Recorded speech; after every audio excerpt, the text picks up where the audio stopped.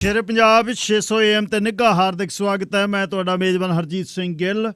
Doctor Shinder Purewal ਹੋਰਾਂ ਦਾ show ਲੈ ਕੇ ਤੁਹਾਡੀ ਸੇਵਾ 'ਚ ਹਾਜ਼ਰ ਹਾਂ। 7:17 ਹੋਏ ਨੇ ਤੇ 14 ਦਸੰਬਰ ਦਾ ਦਿਨ ਆ ਵਰਾ 2021 ਦਾ ਮੰਗਲਵਾਰ ਹੈ। 29 ਮੱਘਰ ਨਾਨਕਸ਼ੇ ਸੰਮਤ 553 ਨਿੱਘਾ ਹਾਰਦਿਕ ਸਵਾਗਤ ਹੈ। ਪੰਜਾਬ ਨੂੰ ਦੇਸ਼ ਪੰਜਾਬ ਦੇ ਝਰੋਖੇ ਦੇ ਵਿੱਚੋਂ ਗੱਲਬਾਤ ਕਰਨਗੇ ਸਰਦਾਰ ਨਵਕਿਰਨ ਸਿੰਘ ਪੱਤੀ। ਉਸ ਤੋਂ ਬਾਅਦ ਅੱਜ ਜਿਹੜਾ ਅਸੀਂ ਆਮਦਨ ਕਰ ਦਿੰਦੇ ਹਾਂ, ਟੈਕਸ ਦਿੰਦੇ ਹਾਂ ਜਿਹੜਾ ਅਸੀਂ ਕਮਾਈ 'ਤੇ, ਉਹਦੇ ਬਾਰੇ ਗੱਲਬਾਤ ਕਰਨ ਦੇ ਲਈ ਮਿਸਟਰ ਟੈਰਾਜ਼ੀਨੋ ਆਉਣਗੇ ਜਿਹੜੇ ਨੈਸ਼ਨਲ ਡਾਇਰੈਕਟਰ ਨੇ ਕੈਨੇਡੀਅਨ ਟੈਕਸ ਪੇਅਰ ਫੈਡਰੇਸ਼ਨ ਦੇ, ਕਿ ਇਹ ਟੈਕਸ ਆ ਜਿਹੜਾ ਇਹ ਕਿਵੇਂ ਜਾਂਦਾ ਹੈ, ਇਹਦਾ ਕੀ ਫਾਇਦਾ ਹੋ ਸਕਦਾ, ਵਿਸ਼ ਲਿਸਟ ਕੀ ਹੈ ਟੈਕਸ ਪੇਅਰਸ ਦੀ। ਇਸ 'ਤੇ ਗੱਲਬਾਤ ਹੋਏਗੀ। ਕੁਝ ਹੋਰ ਵੀ ਇੱਕ ਦੋ ਖਬਰਾਂ ਤੁਹਾਡੇ ਨਾਲ ਸਾਂਝੀਆਂ ਕਰਾਂਗਾ। ਤੁਸੀਂ ਸ਼ਾਮਲ ਹੋਣਾ 604 204 0600 ਤੇ 6042040600 ਤੇ ਇਹ ਸਟੂਡੀਓ ਦਾ ਨੰਬਰ ਹੈ। ਤੇ ਇਸ ਦੇ ਨਾਲ ਹੀ 604 729 1224 WhatsApp ਤੇ ਟੈਕਸਟ ਲਈ ਤੁਹਾਡੇ ਲਈ ਇਹ ਨੰਬਰ ਹੈ ਜਿਹੜਾ ਮੇਰਾ ਸੈੱਲ ਨੰਬਰ ਹੈ। 604 204 0600 ਆਨਲਾਈਨ ਨੰਬਰ ਹੈ, ਯਾਦ ਰੱਖਣਾ। ਤੇਰੇ ਰਾਹਾਂ 'ਚ ਨੱਚਾਂਗੀ ਭਰੇ ਅਸਮਾਨ ਦੇ ਥੱਲੇ, ਛਣਕ ਦੀ ਵੰਗ ਤੋਂ ਚੋਰੀ ਮੈਂ ਆਪਣੀ ਸੰਗ ਤੋਂ ਚੋਰੀ, ਵੇ ਮੈਂ ਆਵਾਜ਼ ਵਰਗੀ ਹਾਂ ਤੇਰੇ ਬੁੱਲਾਂ ਚੋਂ ਕਿਰਦੀਆਂ, ਜੋ ਆਪਣੀ ਬਾਤ ਪਾਉਂਦੇ ਆਪਣੇ ਪ੍ਰਸੰਗ ਤੋਂ ਚੋਰੀ। ਜਹਾਂ ਵਿੱਚ ਸ਼ੋਰ ਕਿੰਨਾ ਹੈ ਪਤਾ ਨਹੀਂ ਹੋਰ ਕਿੰਨਾ ਹੈ, ਸਮੇਂ ਦੀ ਅੱਖ ਤੋਂ ਛੁਪ ਕੇ ਹਵਾ ਦੇ ਰੰਗ ਤੋਂ ਚੋਰੀ, ਵੇ ਤੈਨੂੰ ਵੇਖ ਕੇ ਜਲ ਪੈਂਦੀਆਂ ਮੱਥੇ 'ਚ ਫੁੱਲ ਚੜੀਆਂ, ਗੁਲਾਬੀ ਪੋਸ਼ ਵੀ ਹੱਸਦਾ ਮਰਮਰੀ ਅੰਗ ਤੋਂ ਚੋਰੀ, ਸੁਲਗਦੇ ਚੇਤਿਓਂ ਕੱਢ ਕੇ ਤੁਰਾਂਗੀ ਤਪਦੀਆਂ ਕਿਰਨਾਂ, ਵੇ ਮੈਂ ਕਕਰੀਲੀਆਂ ਪੌਣਾ ਦੇ ਪੋਹੀ ਡੰਗ ਤੋਂ ਚੋਰੀ, ਦਮਾਂ ਦੀ ਢੱਡ ਪਈ ਬੱਜੇ ਤੇ ਮੁੱਠੀ ਜਾਨ ਆ ਜਾਵੇ, ਛਣਕ ਦੇ ਘੁੰਗਰੂ ਖੜਤਾਲ ਤੇ ਮਰਦੰਗ ਤੋਂ ਚੋਰੀ, ਪਹਾੜੀ ਖੁੱਡ ਦੇ ਵਿੱਚੋਂ ਜਦੋਂ ਸੁਬਕੀਲੀਆਂ ਕੂੰਜਾਂ ਨੇ ਬਚ ਕੇ ਆਉਂਦੀਆਂ, ਯਾਰਾ ਫਰਗ ਦੇ ਚਰਗ ਦੇ ਫੰਗ ਤੋਂ ਚੋਰੀ, ਮਿਲਾਂਗੇ ਆਬਸ਼ਾਰੀ ਮੱਸਿਆ ਦੀ ਗੋਦ ਵਿੱਚ ਆਪਾਂ, ਤੂੰ ਆਪਣੇ ਤਖਤ ਤੋਂ ਚੋਰੀ ਮੈਂ ਆਪਣੇ ਝੰਗ ਤੋਂ ਚੋਰੀ, ਤੂੰ ਆਪਣੇ ਤਖਤ ਤੋਂ ਚੋਰੀ ਮੈਂ ਆਪਣੇ ਝੰਗ ਤੋਂ ਚੋਰੀ। ਭੱਠ ਖੇੜਿਆਂ ਦਾ ਰਹਿਣਾ ਇਹੀ ਗੱਲ ਹੈ। ਹਰਮਨਜੀਤ ਲਿਖਦਾ ਹੈ। ਧੰਨਵਾਦ ਜੀ ਸਾਰਿਆਂ ਦਾ ਜਿੱਥੇ ਬੈਠੇ ਹੋ। ਨਵਕਿਰਨ ਸਿੰਘ ਪੱਤੀ ਹੋਰਾਂ ਨਾਲ ਗੱਲਬਾਤ ਕਰੀਏ ਦੇਸ਼ ਪੰਜਾਬ ਦੇ ਝਰੋਖੇ 'ਚੋਂ। ਨਵਕਿਰਨ ਸਿੰਘ ਪੱਤੀ ਜੀ ਸਵਾਗਤ, ਸਤਿ ਸ੍ਰੀ ਅਕਾਲ।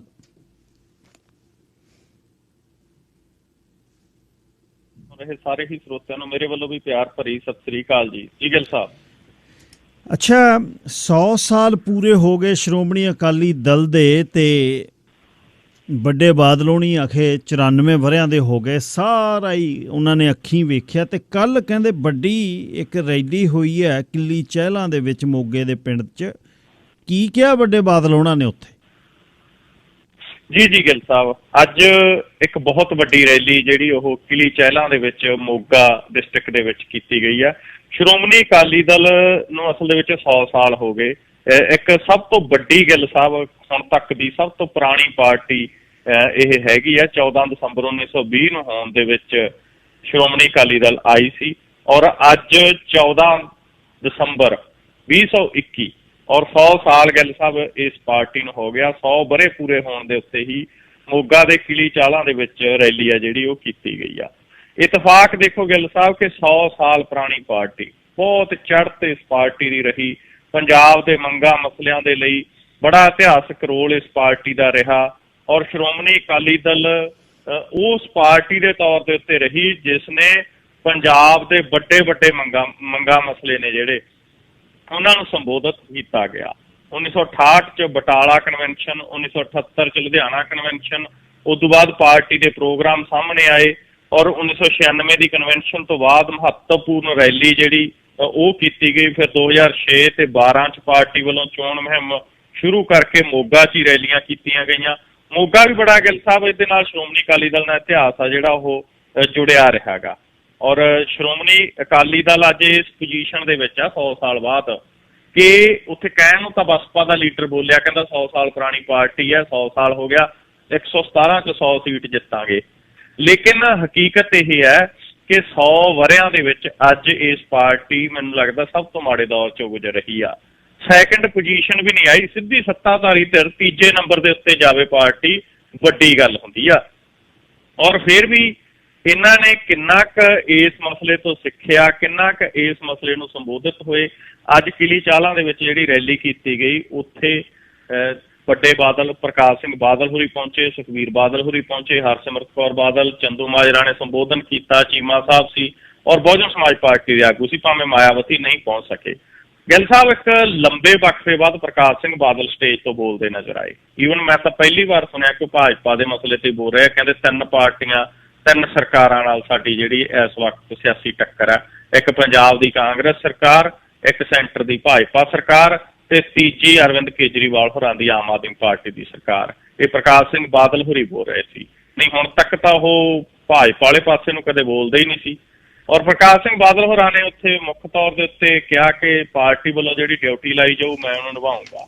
ਸੋ ਇਹ ਬਾਦਲ ਹੋਰਾਂ ਦੀ ਗੱਲ ਕਹਿਣ ਦਾ ਇੱਕ ਅੰਦਾਜ਼ ਵੀ ਹੁੰਦਾ। ਕਰਤਾ ਧਰਤਾਪ ਹੁੰਦੇ ਨੇ, ਕਹਿਣਗੇ ਪਾਰਟੀ ਜਿਵੇਂ ਕਹੂ ਉਵੇਂ ਕਰੂੰਗਾ। ਉਹ ਕਹਿੰਦੇ ਇੱਕ ਗੱਲ ਹੋਰ ਆਖਦਾ ਕਿ ਐਵੇਂ ਮਗਰਮੱਛ ਦੇ ਹੰਝੂ ਬਹਾਉਂਦੇ ਨੇ ਬਹੁਤੇ। ਔਰ ਉਹ ਕਹਿੰਦੇ ਮੰਤਰੀ ਮੰਡਲ ਦੇ ਵਿੱਚੋਂ ਹਰਸਿਮਰਤ ਕੌਰ ਬਾਦਲ ਨੇ ਅਸਤੀਫਾ ਦਿੱਤਾ, ਕੋਈ ਚੌਂਕੀਦਾਰੀ ਤੋਂ ਅਸਤੀਫਾ ਨਹੀਂ ਦਿੱਤਾ। ਵੱਡੀ ਕੁਰਬਾਨੀ ਕਹਿੰਦੇ ਅਸੀਂ ਕੀਤੀ। ਔਰ ਦੂਸਰਾ ਉਹ ਕਹਿੰਦੇ ਕਾਲੇ ਕਾਨੂੰਨਾਂ ਖਿਲਾਫ ਸਿਰਫ 2 ਵੋਟਾਂ ਪਈਆਂ ਸੀ, ਇੱਕ ਹਰਸਿਮਰਤ ਦੀ, ਦੂਜੀ ਸੁਖਬੀਰ ਬਾਦਲ ਦੀ, ਬਾਕੀ ਤਾਂ ਐਵੇਂ ਬਾਹਰ ਨਿਕਲ ਗਏ ਸੀ। ਰੈਲੀ ਨੂੰ ਸੰਬੋਧਨ ਕਰਦਿਆਂ ਸੁਖਬੀਰ ਸਿੰਘ ਬਾਦਲ ਨੇ ਜਿਹੜਾ ਭਾਸ਼ਣ ਦਿੱਤਾ, ਉਹਦੇ 'ਚ ਉਹਨੇ ਬੜੇ ਵਾਅਦੇ ਕੀਤੇ। ਕਹਿੰਦਾ ਇੱਕ ਤਾਂ 400 ਯੂਨਿਟਾਂ ਮੁਫਤ ਹੋਣਗੀਆਂ ਬਿਜਲੀ ਦੀਆਂ ਸਾਰੇ ਪਰਿਵਾਰਾਂ ਲਈ, ਤਕਰੀਬਨ ਕਹਿੰਦਾ 80% ਲੋਕ ਨੇ ਜਿਹੜੇ ਉਹਨਾਂ ਨੂੰ ਫਾਇਦਾ ਦੇਵਾਂਗੇ। ਦੂਸਰਾ ਸੁਖਬੀਰ ਬਾਦਲ ਹੋਰਾਂ ਨੇ ਕਿਹਾ ਕਿ ਸਾਰੇ ਨੌਜਵਾਨਾਂ ਨੂੰ ਕਹਿਣਾ ਚਾਹੁੰਦਾ ਕਿ ਸ਼੍ਰੋਮਣੀ ਅਕਾਲੀ ਦਲ ਤੁਹਾਡੀ ਮਾਂ ਪਾਰਟੀ, ਇਹਨੂੰ ਕਮਜ਼ੋਰ ਨਹੀਂ ਹੋਣ ਦੇਣਾ ਚਾਹੀਦਾ। ਔਰ 13 ਨਿਕਾਤੀ ਕਹਿੰਦੇ ਪ੍ਰੋਗਰਾਮ ਲੈ ਕੇ ਆਏ ਆ। ਇਸ ਤੋਂ ਇਲਾਵਾ ਉਹਨਾਂ ਨੇ ਕਿਹਾ ਕਿ ਬੱਚਾ ਬੱਚੀ ਆਪਦੇ ਪੈਰਾਂ ਤੇ ਖੜਾ ਹੋਣਾ ਚਾਹੁੰਦਾ ਹੈ, ਉਹਨੂੰ 5 ਲੱਖ ਰੁਪਏ ਤੱਕ ਦਾ ਲੋਨ ਦੇਵਾਂਗੇ, 10 ਲੱਖ ਰੁਪਏ ਤੱਕ ਦਾ ਸਿਹਤ ਬੀਮਾ ਕਾਰਡ ਬਣਾਇਆ ਜਾਊਗਾ। ਪੰਜਾਬ ਦੇ ਸਾਰੇ ਕਾਲਜਾਂ 'ਚ ਕਹਿੰਦੇ 33% ਸੀਟਾਂ ਸਰਕਾਰੀ ਸਕੂਲਾਂ ਦੇ ਪੜ੍ਹੇ ਬੱਚਿਆਂ ਲਈ ਰਾਖਵੀਆਂ ਰੱਖਾਂਗੇ। ਇਸ ਤੋਂ ਇਲਾਵਾ ਕਹਿੰਦੇ ਜਦੋਂ ਸਰਕਾਰ ਬਣੀ ਤਾਂ 50,000 ਰੁਪਇਆ ਪ੍ਰਤੀ ਏਕੜ ਫਸਲਾਂ ਦਾ ਬੀਮਾ ਕਰਾਇਆ ਕਰਾਂਗੇ। ਸੋ ਬੜੇ ਵੱਡੇ ਵਾਅਦੇ ਨੇ ਜਿਹੜੇ ਉਹਨਾਂ ਨੇ ਕੀਤੇ ਨੇ। ਸਿਕੰਦਰ ਸਿੰਘ ਮਲੂਕਾ ਬੋਲੇ, ਚੰਦੂ ਮਾਜਰਾ ਹੋਰੀ ਬੋਲੇ। ਔਰ ਮੋਗਾ ਦੇ ਕਿਲੀ ਚਾਲਾਂ ਦੇ ਵਿੱਚ ਇਦੋਂ ਪਹਿਲਾਂ ਜਿਹੜੀ 75ਵੀਂ ਵਰ੍ਹੇਗੰਢ ਮੌਕੇ ਇੱਕ ਰੈਲੀ ਕੀਤੀ ਗਈ ਸੀ, 1996 'ਚ ਹੋਈ ਸੀ, ਤੇ ਹੁਣ ਇਹ ਰੈਲੀ ਹੋਈ ਆ। ਇਕੱਠ ਤਾਂ ਗਿੱਲ ਸਾਹਿਬ ਕਾਫੀ ਸੀਗਾ। ਇਕੱਠ ਤਾਂ ਖੈਰ ਪੰਜਾਬ ਦਾ ਵਿੱਚ ਕੋਈ ਵੀ ਰਾਜਨੀਤਿਕ ਪਾਰਟੀ ਕਰੇ, ਕੋਈ ਵੀ ਰਾਜਨੀਤਿਕ ਧਿਰ ਕਰੇ, ਹੋ ਹੀ ਜਾਂਦਾ ਗਾ। ਪਰ ਹਕੀਕਤ ਇਹ ਹੈ ਕਿ ਅੱਗੇ ਜਦੋਂ ਅਕਾਲੀ ਦਲ ਰੈਲੀ ਕਰਦਾ ਸੀ, ਭਾਜਪਾ ਦੇ ਵੱਡੇ ਲੀਡਰ ਆਉਂਦੇ ਸੀ, ਲੇਕਿਨ ਐਤਕੀ ਬਸਪਾ ਦਾ ਵੱਡਾ ਲੀਡਰ ਵੀ ਕੋਈ ਜਿਹੜਾ ਉਹ ਮੰਚ ਤੋਂ ਨਜ਼ਰ ਨਹੀਂ ਆਇਆ। ਦੂਸਰਾ ਗਿੱਲ ਸਾਹਿਬ ਇਹ ਕਿ ਸ਼੍ਰੋਮਣੀ ਅਕਾਲੀ ਦਲ ਬਾਦਲ ਅੱਜ ਜਿਸ ਸਥਿਤੀ ਦੇ ਵਿੱਚੋਂ ਗੁਜ਼ਰ ਰਹੀ ਹੈ ਕਿ ਇਹਨਾਂ ਦੇ ਵੱਡੇ ਲੀਡਰ ਅੱਜ ਵੀ ਭਾਜਪਾ ਵਾਲੇ ਪਾਸੇ ਨੂੰ ਜਾਣ ਦੇ ਲਈ ਉਤਾਵਲੇ ਨਜ਼ਰ ਆ ਰਹੇ ਨੇ। ਅੱਜ ਵੀ ਇਹਨੂੰ ਕਿਸੇ ਵੱਡੇ ਲੀਡਰ ਦੇ ਉੱਤੇ ਕਹਿੰਦੇ ਇਹ ਪੋਜੀਸ਼ਨ ਬਣੀ ਹੋਈ ਆ। ਗਿੱਲ ਸਾਹਿਬ ਸਵੇਰੇ ਉੱਠ ਕੇ ਬਾਦਲ ਸਾਹਿਬ ਪੁੱਛਦੇ ਨੇ ਵੀ ਸਾਰੇ ਹੈਗੇ ਨੇ, ਅੱਜ ਤਾਂ ਨਹੀਂ ਕੋਈ ਜਾ ਰਿਹਾ।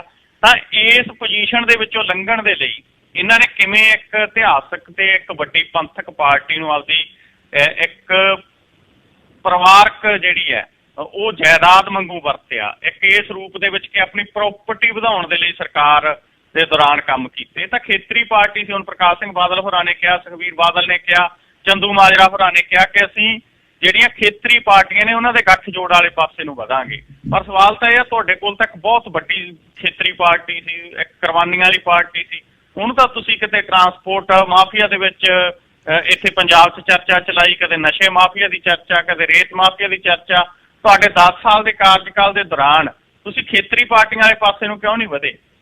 ਮੈਨੂੰ ਲੱਗਦਾ ਗਿੱਲ ਸਾਹਿਬ ਜਦੋਂ ਸੋਚਣਗੇ, ਰਿਵਿਊ ਕਰਨਗੇ, ਤਾਂ ਭਾਜਪਾ ਨਾਲ ਜਿਹੜਾ ਗੱਠਜੋੜ ਕਰਨਾ ਇਹਨਾਂ ਦੀ ਵੱਡੀ ਭੁੱਲ ਸੀ ਜੀ। ਅਸਥਾਨਾ ਜਿਹੜੇ ਛੁੱਟੀ ਤੇ ਗਏ ਨੇ ADGP, ਉਹਨਾਂ ਦੀ ਚਿੱਠੀ ਲੀਕ ਹੋ ਗਈ, ਉਹਦੇ 'ਚ ਕੀ ਹੈ?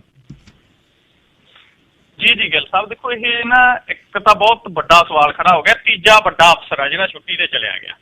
ਕਿਹਾ ਜਾਂਦਾ ਗਾ ਕਿ ਜਿਹੜੇ ਅਫਸਰ ਦੇ ਸਿਰ ਇਹ ਜ਼ਿੰਮੇਵਾਰੀ ਪਾਉਂਦੇ ਨੇ ਬੈਠ ਕੇ ਵੀ ਭਾਈ ਆਹ ਕਾਰਵਾਈ ਕਰਨੀ ਹੈ, ਇੱਕ ਵੱਡੀ ਕਾਰਵਾਈ ਪਾਉਣ ਨੂੰ ਫਿਰਦੇ ਨੇ, ਉਹੀ ਅਫਸਰ ਛੁੱਟੀ ਤੇ ਚਲਿਆ ਜਾਂਦਾ।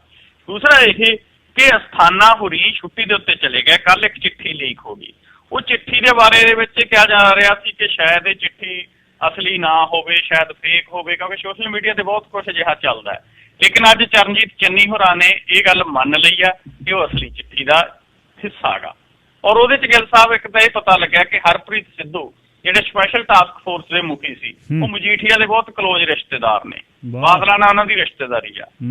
ਔਰ ਇਹ ਜਿਹੜੀ ਗੱਲ ਉਹ ਚਿੱਠੀ ਦੇ ਵਿੱਚ ਸਾਹਮਣੇ ਆਈ ਹੈ, ਕਿਸੇ ਨੂੰ ਬਹੁਤ ਪਹਿਲਾਂ ਪਤਾ ਨਹੀਂ ਸੀ ਉਸ ਰੂਪ ਦੇ ਵਿੱਚ ਕਿ ਹਰਪ੍ਰੀਤ ਸਿੱਧੂ ਹੋਰਾਂ ਦੀ ਮਜੀਠੀਆ ਦੇ ਨਾਲ ਰਿਸ਼ਤੇਦਾਰੀ ਆ, ਕਲੋਜ਼। ਤਾਂ ਇੱਕ ਤਾਂ ਇਹ ਗੱਲ ਸੀ। ਦੂਸਰਾ ਇਹ ਕਿ ਉਸ ਚਿੱਠੀ ਦੇ ਵਿੱਚ ਪੰਜਾਬ ਸਰਕਾਰ ਦੇ ਲਈ ਕੁਝ ਗੱਲਾਂ ਨੇ ਜਿਹੜੀਆਂ ਲੀਕ ਹੋਈਆਂ ਉਹ ਚਿੰਤਾਜਨਕ ਨੇ। ਜਿਵੇਂ ਕਿ ਇਹ, ਇਸ ਤੋਂ ਇਲਾਵਾ ਉਹ ਚਿੱਠੀ ਦੇ ਵਿੱਚ ਇਹ ਸਵਾਲ ਕਰਦੇ ਨੇ ਅਸਥਾਨਾ ਹੋਰੀ ਕਿ ਕੀ ਜਦੋਂ ਹਾਈ ਕੋਰਟ ਨੇ ਇੱਕ STF ਬਣਾਈ ਹੈ ਨਸ਼ਿਆਂ ਦੇ ਮਸਲੇ ਦੇ ਉੱਤੇ ਜਾਂ ਮਸਲੇ ਦੀ ਜਾਂਚ ਦੇ ਲਈ, ਤਾਂ ਕੀ ਉਸ ਤੋਂ ਬਿਨਾਂ ਵੀ ਕੋਈ ਜਾਂਚ ਹੋ ਸਕਦੀ ਆ? ਔਰ ਜਿਹੜਾ ਅਸਥਾਨਾ ਹੋਰਾਂ ਨੇ ਉਸ ਚਿੱਠੀ ਦੇ ਵਿੱਚ ਬੜੇ ਅਹਿਮ ਚੀਜ਼ਾਂ ਨੇ ਜਿਹੜੀਆਂ ਉਹ ਲਿਖੀਆਂ ਨੇ, ਤਾਂ ਉਹ ਜੇ ਲੀਕ ਹੋਈਆਂ, ਹੁਣ ਇਹਦੇ ਤੇ ਇਹ ਵੀ ਕਹਿਤਾ ਚੰਨੀ ਹੋਰਾਂ ਨੇ ਕਿ ਬਹੁਤ ਗਲਤ ਹੋਇਆ ਜੀ, ਕੇਸ ਦਰਜ ਕਰਾਂਗੇ ਜਿਹਨੇ ਲੀਕ ਕੀਤੀ, ਜਾਂਚ ਹੋਊ ਜਿਹਨੇ ਲੀਕ ਕੀਤੀ। ਕਿਹਨੇ ਲੀਕ ਕੀਤੀ, ਕਿਹਨੇ ਕਰਾਈ? ਗਿੱਲ ਸਾਹਿਬ, ਇਹ ਤਾਂ ਹੁਣ ਜਿਹਨੂੰ ਫਾਇਦਾ ਹੋਣਾ ਉਹਨੇ ਹੀ ਕਰਾਈ ਹੈ ਨਾ, ਔਰ ਉਸੇ ਨੇ ਕੀਤੀ ਹੋਊਗੀ ਜਿੰਨੇ।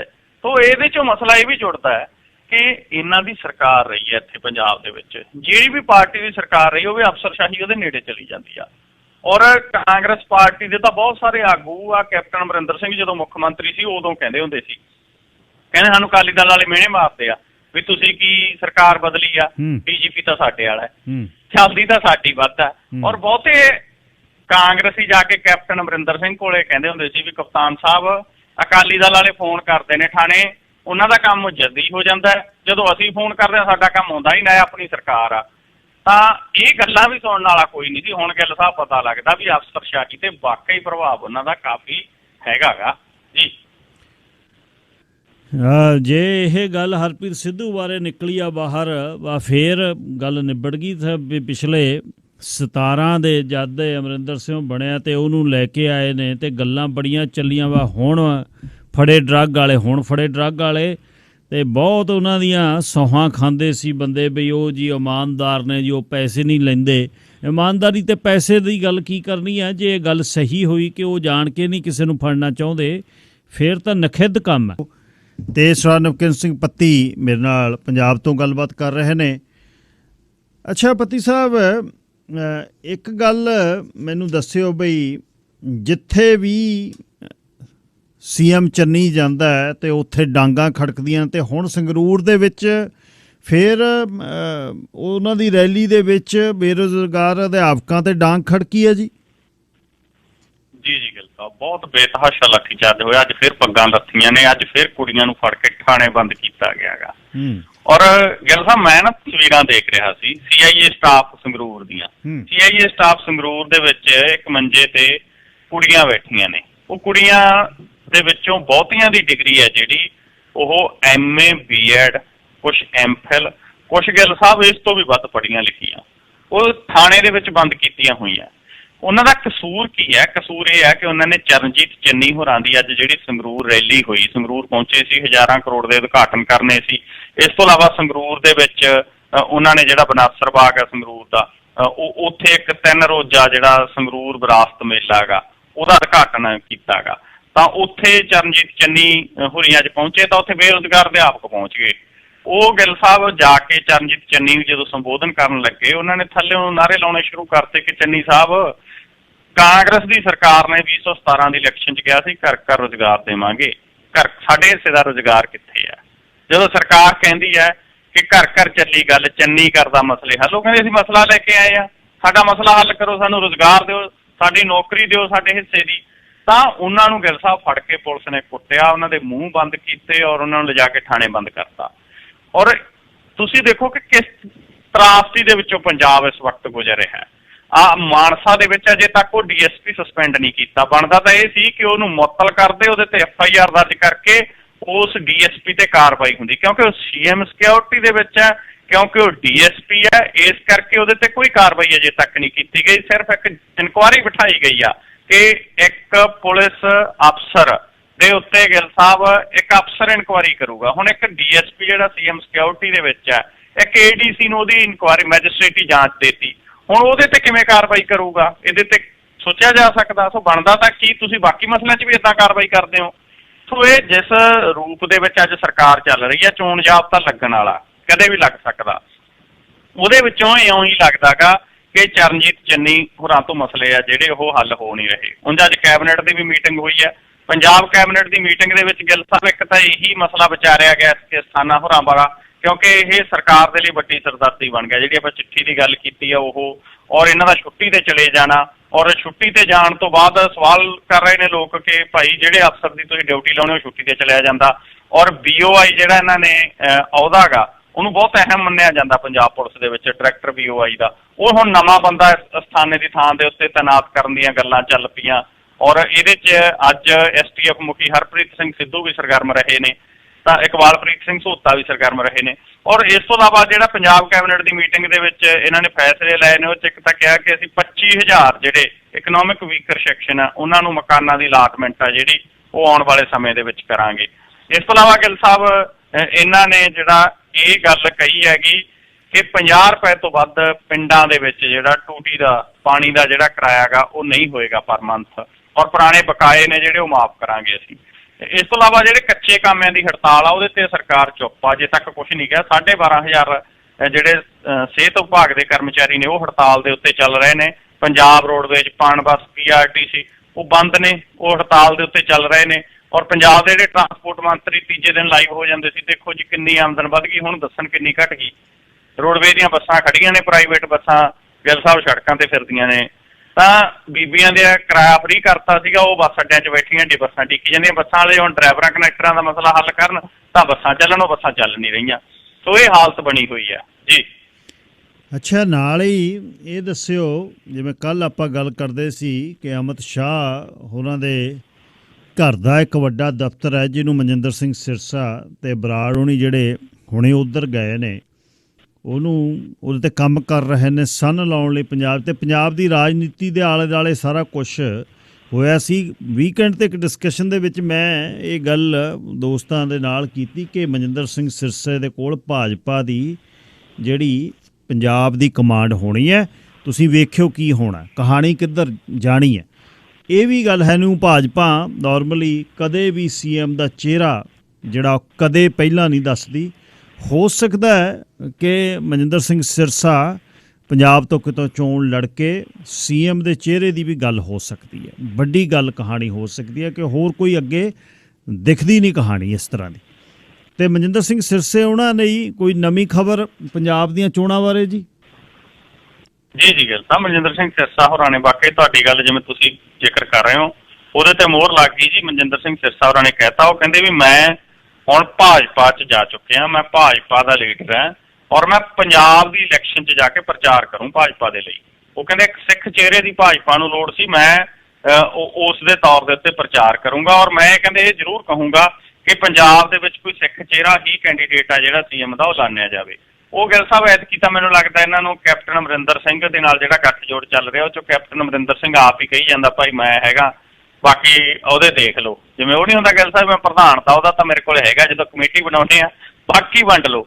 ਉਹ 'ਚ ਹੁਣ ਕੈਪਟਨ ਅਮਰਿੰਦਰ ਸਿੰਘ ਇਹ ਕਹਿ ਰਿਹਾ ਘੱਟੋ ਘੱਟ ਵੀ ਚਲੋ ਭਾਈ CM ਤਾਂ ਜਿੱਤਣਾ ਕੈਪਟਨ ਨੂੰ ਵੀ ਲੱਗਦਾ ਉਹ ਵੀ ਦੂਰ ਦੀ ਗੱਲ ਹੈ। ਉਹ ਕਹਿੰਦਾ ਉਹ ਵੀ CM ਤਾਂ ਮੈਂ ਹੈਗਾ ਜੀ ਫੇਸ, ਬਾਕੀ ਤੁਸੀਂ ਦੇਖ ਲਓ।